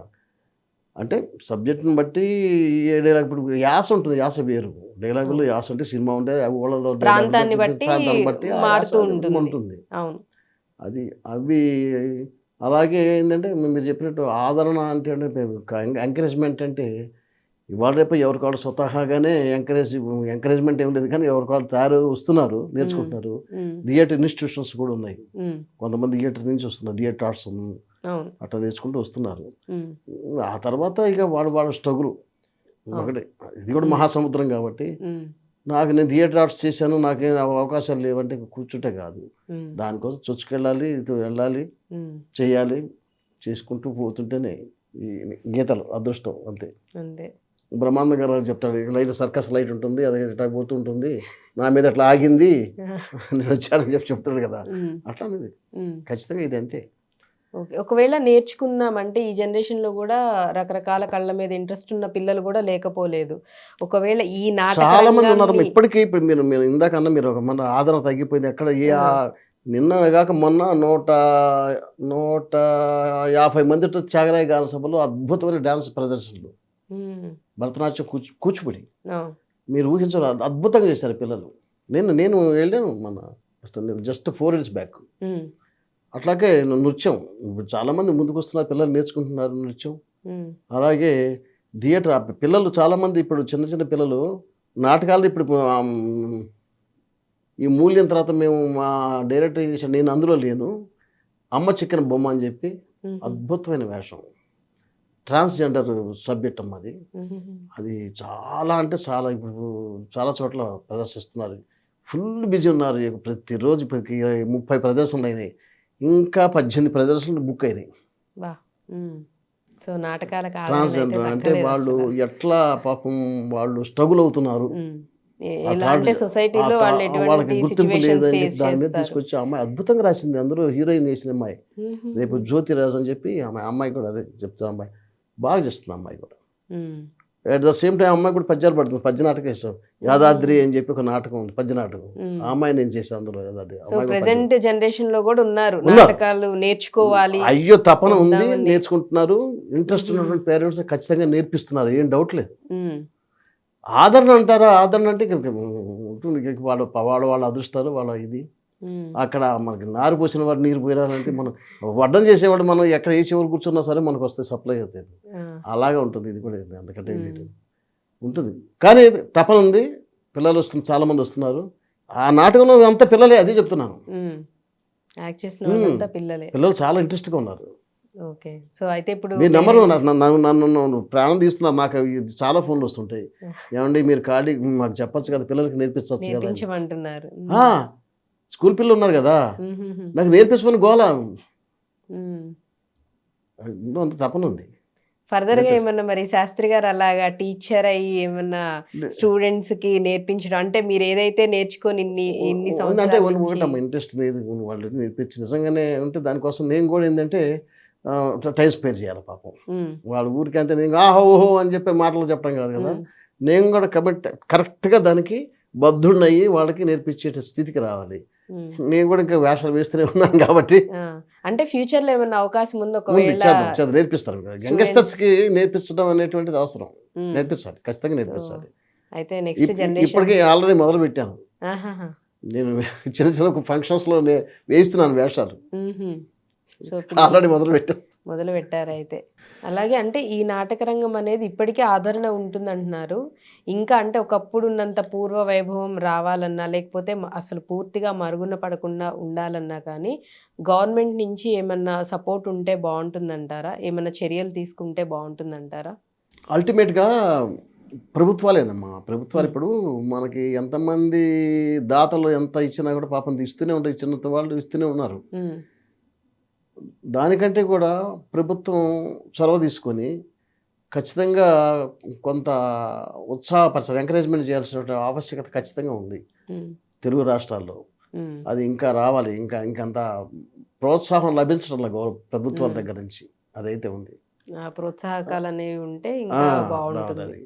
అలాగే కొంచెం మధ్య మధ్యలో పోటీ కొంచెం అప్పుడు 20 years బ్యాక్ అప్పుడు నంది అవార్డ్స్ పెట్టడం, సినిమాలకి టీవీలకి ఇచ్చినట్టుగా నాటకాలకి ఇవ్వటం మొదలు పెట్టారు. అప్పటి నుంచి ఇంకా బాగా నాటక రంగాల్లో కూడా క్వాలిటీ కూడా వచ్చింది. బాగా క్వాలిటీ నాటకాలు వేయటం కానీ, ఎందుకంటే క్వాలిటేటివ్గా ఉండాలి కాబట్టి. సో ఇవన్నీ ఆటోమేటిక్గా పెరుగుతాయి. ఇవన్నీ కూడా క్వాలిటీ పెరుగుతుంది. తర్వాత వాటి ముందుకు వస్తారు యూత్. ఒక రకంగా చెప్పాలంటే నేనేమంటున్నానంటే ఇన్స్టిట్యూషన్స్లోనే, స్కూల్స్లోనే ఇప్పుడు ఈ క్రాఫ్ట్ ఉన్నాయి కదా, క్లాసెస్ ఉన్నాయి కదా, డాన్స్, మ్యూజిక్ లాంటివి. అలాగే థియేటర్ కూడా ఒక అరగంట ఒక పీరియడ్, ఇలాంటి ఒక పీరియడ్ అన్ని స్కూల్స్లో పెడితే అద్భుతం. చాలా మంచి మాట చెప్పారు నిజంగానే. అది ఎక్కడికో వెళ్ళి నేర్చుకోకర్లేదు. ఎలా అయితే స్కూల్స్ లో అన్ని స్టడీస్ అవన్నీ ఎట్లా పెట్టి డాన్స్ ఎక్స్పీరియన్స్ ఆర్టిస్టులు చాలా మంది ఉన్నారు. వాళ్ళు రిక్రూట్ చేసుకోండి. వాళ్ళు రిక్రూట్ కాకపోయినా సరే హాన్ రోయం లాంటిది ఏదైనా ఇవ్వండి వాళ్ళకి. వాళ్ళు రావడానికి పిల్లలకి వచ్చి చెప్పడానికి ఏదైనా ఛార్జీలు లాంటిది ఏదైనా ఇవ్వండి చాలు. అట్లా వచ్చేవాళ్ళు చాలా మంది నేర్పిస్తారు పిల్లల కోసం. అట్లా కూడా ఉన్నారు ఆర్టిస్టులు, అంటే సీనియర్స్. ఇప్పుడు మన హైదరాబాద్ ఇప్పుడు ఒక 10 స్కూల్స్ ఉన్నాయండి. ఏమంటే మా స్కూల్స్ వచ్చి చెప్పండి, ప్రభుత్వం అలాంటి జీవో వచ్చిందనుకో శుభ్రంగా పోయి చెప్పేవాళ్ళు ఉన్నారు. అట్లా చెప్తారు, ఏముంది అక్కడ, పెద్ద ఇదేం కాదు. అట్లా అట్లా అట్లా చేయొచ్చు. ఓకే. అంటే ఇటువంటి కనుక చేస్తే గవర్నమెంట్ సైడ్ నుంచి కనుక ఇలాంటి జీవోస్ వస్తే స్కూల్స్లో కూడా ఈ విధంగా పెడితే బ్రహ్మాండంగా ఆదరణ పెరుగుతుంది. మీకు కూడా అంటే మీరు ఏదైతే నేర్చుకొని ఇన్నాళ్ళుగా ఆ కళలు ఏవైతే ఉన్నాయో 10 మందికి పిల్లలకి నెక్స్ట్ జనరేషన్స్‌కి కూడా అందించిన ఇది నేర్చుకోవచ్చు. వాళ్ళకి కూడా ఉంటుంది ఉంది. కాబట్టి ఇది నిజంగా చాలా మంచి అవకాశం నెక్స్ట్ జనరేషన్స్‌కి కానీ లేకపోతే ఆ చేసున్న వాళ్ళకి కానీ ఇచ్చినట్లు అవుతుంది. అది పిల్లలకి, చిన్న పిల్లలకి. మామూలు పెద్దవాళ్ళకైతే ఇప్పుడు తెలుగు యూనివర్సిటీలో కొన్ని కోర్సులు ఉన్నాయి. హ్మ్. హ్మ్. యాక్టింగ్ కోర్సెస్ హ్మ్. ఉన్నాయి. హ్మ్. తర్వాత అట్లనే పద్య నాటక విభాగం కూడా ఉంది తెలుగు హ్మ్. యూనివర్సిటీలో. హ్మ్. హ్మ్. పద్యాలు నేర్పిస్తుంటారు. హ్మ్. అట్లా ఉన్నాయి కొన్ని, అంటే దాన్ని యుటిలైజ్ చేసుకోవాలి. నంబర్ ఆఫ్ డిపార్ట్మెంట్స్ అనేవి ఉండడం ఉంది కానీ ఆ! హ్మ్. పిల్లలకైతే స్కూల్స్ బెస్ట్. బట్ అది స్కూల్ స్కూలింగ్ నుంచే స్టార్ట్ చేస్తే ఇంకా ఎందుకంటే మంచిది వాళ్ళకి స్కూల్ మీరన్నట్టుగా. నుంచి రాగానే మళ్ళీ వాళ్ళ వర్క్, వాళ్ళు హోంవర్క్‌లు హ్మ్. అవి ఇవి చాలా ఫుల్ బిజీ ఉంటాయి. ఇవాళ రేపు అంతా అవును. పెద్ద పెద్ద సంచులు వేసుకొని పాపం చాలా స్ట్రగుల్ ఒక ఒక చేస్తుంటారు. స్ట్రెస్ కూడా తగ్గుతుంది అదే మీరన్నట్లుగా అదే ఇవన్నీ టైంలో పెడితే. ఏదో వారానికి ఒక క్లాస్ పెట్టు. నిజం. రెగ్యులర్‌గా పెట్టాల్సిన అవసరం లేదు. హ్మ్. వన్స్ ఇన్ ఏ వీక్ అలాగ చేస్తే బ్రహ్మాండంగా ఉంటుంది. అదొకటి ఆలోచన చేయాలి. అంటే తప్పకుండా మన ఛానల్ త్రూ చూస్తూ ఎవరో ఒకళ్ళకి అంటే వాళ్ళ దృష్టి వరకు వెళ్ళాలని నేనైతే మనస్ఫూర్తిగా కోరుకుంటున్నాను. ఆలోచించాలని కూడా కోరుకుంటున్నాను. ఒకవేళ నిజంగా అటువంటి సిట్యుయేషన్స్ అనేవి వచ్చి జీవోలొచ్చి జరిగితే నిజంగా కళలనేవి ఇంకా కొన్ని వందల వేల సంవత్సరాల వరకు ఇంకా అలా బతికే ఉంటాయి సజీవంగా. ఖచ్చితంగా. మీలాంటి వాళ్ళ ద్వారా ఇంకా అవి చిరస్థాయిగా నిలిచిపోతూ ఉంటాయి. అలాగే సార్ మీరు గుణనిధి పాత్ర కూడా చేశాము. ఆ నాటకం కూడా చాలా బాగా వచ్చింది అని అంటున్నారు కదా! చిన్న సన్నివేశం గాని దాని గురించి గాని ఏమైనా చెప్తారా? మంచి ప్రశ్నమ్మా. అద్భుతమైనటువంటి వేషం ఒకటి గుణనిధి. హ్మ్. మా గురువుగారు డాక్టర్ డిఎస్ మూర్తి గారు అని చెప్పి ఆయన సెంట్రల్ యూనివర్సిటీలో థియేటర్ ఆర్ట్స్ ప్రొఫెసర్ ఆయన. హ్మ్. ఆయన ఎంతమంది శిష్యులను తయారు చేశాడు. ఇప్పుడు ఈ సినిమాలు సోకాళ్ళు సినిమాల్లో చేస్తున్నటువంటి చాలామంది ఆయన శిష్యులే. హ్మ్. హ్మ్. ఆయన నా చేత ఈ గుణనిధి నాటకం వేయించాడు. అంటే గుణనిధి నాటకం ముఖ్యంగా ఏంటంటే, గుణనిధి అనేటటువంటి వాడు ఆహ్, పెళ్ళవుతున్నప్పటికీ హ్మ్. తండ్రి మహాపండితుడు, వాళ్ళ అమ్మ కూడా మహాతల్లి ఆవిడ. మంచి ఉత్తమ ఇల్లాడు ఆవిడ. అలాగే భార్య అణకువగల భార్య. అయినప్పటికీ వీడేం చేస్తాడంటే చెడు సహవాసాలకి మరుగుతాడు. చెడు అలవాట్లకి బానిసైపోతాడు. బానిస అయిపోయిన తర్వాత చివరికి అతని దుస్థితి ఎట్లా వస్తుందంటే ఎవ్వరు కూడా అతనికి ఎక్కడ కూడా డబ్బు పుట్టదు. డబ్బు పుట్టకపోవటం తర్వాత ఎవరు కూడా ఆదరించరు. ఇంటి నుంచి బయటకొచ్చి ఒక దేవాలయంలో కూర్చొని శివరాత్రి రోజున అక్కడ భజన జరుగుతుంటే ఆ భజన దగ్గర కూర్చొని ఉంటాడు. అక్కడ ప్రసాదం తింటాడు. అది ఆ తర్వాత ఆ శివరాత్రి రోజునే కరెక్ట్‌గా ఆ సందర్భంలోనే ఆ శివరాత్రి రోజునే అక్కడ కూర్చొని భజన చేస్తూ ప్రసాదం తీసుకున్నాడు కాబట్టి ఉత్తమ లోకాలకెళ్ళాడు. హ్మ్. ఎట్లా అంటే వీళ్ళు యమభటులొచ్చి చనిపోయిన తర్వాత యమభటులొచ్చి మేము లాక్కెళ్తాము అక్కడికి, ఇది నరకానికా? నరకానికి తీసుకెళ్తామంటే శివభటులొచ్చి అడ్డగిస్తారు. ఆయన అటు తీసుకెళ్ళడానికి లేదు, క్వెషనే లేదు. హ్మ్. ఆయన అతడు ఆ గుణనిధి అద్భుతంగా ఆ రోజు భజన చేసి స్వామిని వారిని సేవిస్తూ కూర్చున్నాడు. కాబట్టి అతను కైలాసం. కైలాసానికి వెళ్ళడానికి అర్హుడు హ్మ్. అని చెప్పి అట్లా తీసుకొచ్చి అట్టా ఉత్తమ భక్తుడుగా ఒక గుణనిధి స్టోరీ. అంటే బాగుంటుంది, మంచి స్టోరీ, చాలా బాగుంటుంది అది. అది చాలా అది శివరాత్రి రోజున అంటే అంటే అంత పవిత్రమైనటువంటిది. ఆ రోజు ఆ అంత రోజు అంత పవిత్రమైనది, పవిత్రమైన అంత రోజు శక్తివంతమైనది. శివరాత్రి రోజున. చెప్పడం జరిగింది. సో, శాస్త్రి గారు నిజంగా మిమ్మల్ని కలవటం, మీరు మా స్టూడియోకి రావటం నిజంగా మా అదృష్టంగా భావిస్తున్నాం. ఎంత అసలు ఒక్కొక్కటి మీరు చెప్తున్న పద్యాలు, పాడుతున్న విధానం చూస్తుంటే నిజంగా మాకే పులకించిపోతుంది. మీరు ఇంకా మున్ముందు ఇలానే నాటకాలనేవి వేస్తూ, ప్రదర్శనలు ఇస్తూ ఉండాలని, ఇంకా ప్రజల్ని రంజింపచేయాలని మనస్ఫూర్తిగా కోరుకుంటున్నాం. ఆ దేవుడు మీకు ఇంకా ఆయుష్‌ని ఇంకా ఇంకా పెంచి, ఇలా అంటే నెక్స్ట్ జనరేషన్స్‌కి కూడా మీరు చాలా బాగా చెప్పారు. అది కూడా ఆలోచన కూడా ఉంది. నెక్స్ట్ జనరేషన్ పిల్లలకి కూడా నేను నేర్చుకున్నది ఇన్ని రోజుల నుంచి నేను వేసింది ఏదైతే ఆ పిల్లలకి కూడా నేర్పించాలని అనుకుంటున్నానని, అది కూడా త్వరగా జరిగి నెక్స్ట్ భావితరాలకు కూడా మీ ద్వారా మీలాంటి వాళ్ళ ద్వారా అందించాలని, మున్ముందు తరాలకు కూడా మన సంస్కృతి, సాంప్రదాయాలు ఏ విధంగా ఉంటాయి, ఈ నాటక కళలు ఇవన్నీ కూడా మరుగున పడకుండా ఉండాలని కోరుకుంటూ, చాలా సంతోషం మిమ్మల్ని కలవటం. చాలా చాలా ధన్యవాదాలమ్మా. నాకు నేను మహత్తరంగా భావిస్తున్నాను. అంటే చేస్తుంటాం. కొన్ని కొన్ని సంఘటనలు ఎట్టా ఉంటాయంటే అవార్డులు ఇచ్చేంత మాత్రాన ఆహా! ఓహో! అని పొంగిపోయే వ్యవహారం కాదు. ప్రేమతో మీరు గుర్తుపెట్టుకొని మాలాంటి కళాకారులని మీ స్టూడియోకి పిలిచి మా చేత 4 మాటలు చెప్పించడం అనేది మా పూర్వజన్మ సుకృతం. అయ్యో! మా చాలా అదృష్టం. అదృష్టం. మీ మీ అందరికి కూడా స్టాఫ్‌కి అందరికి కూడా స్టూడియో స్టాఫ్ మొత్తానికి మీ అందరికి కూడా చాలా కృతజ్ఞతలు. మీరు యాంకరింగ్ బ్రహ్మాండంగా చేశారు. అయ్యో! చాలా థ్యాంక్ యూ సంతోషం. సార్. అలాగే నక్షత్ర మీడియా ప్లస్‌ని కూడా సబ్స్క్రైబ్ చేయవలసిందిగా ప్రార్థిస్తున్నాం. తప్పనిసరిగా చూడండి. ఇటువంటి మంచి కార్యక్రమాలు మీరందరూ చూసి ఆదరిస్తారని, మమ్మల్ని అందరిని కూడా ఉత్తేజపరుస్తారని, ఉత్సాహపరుస్తారని చెప్పి ఆశిస్తున్నాము. నమస్కారం. సంతోషం.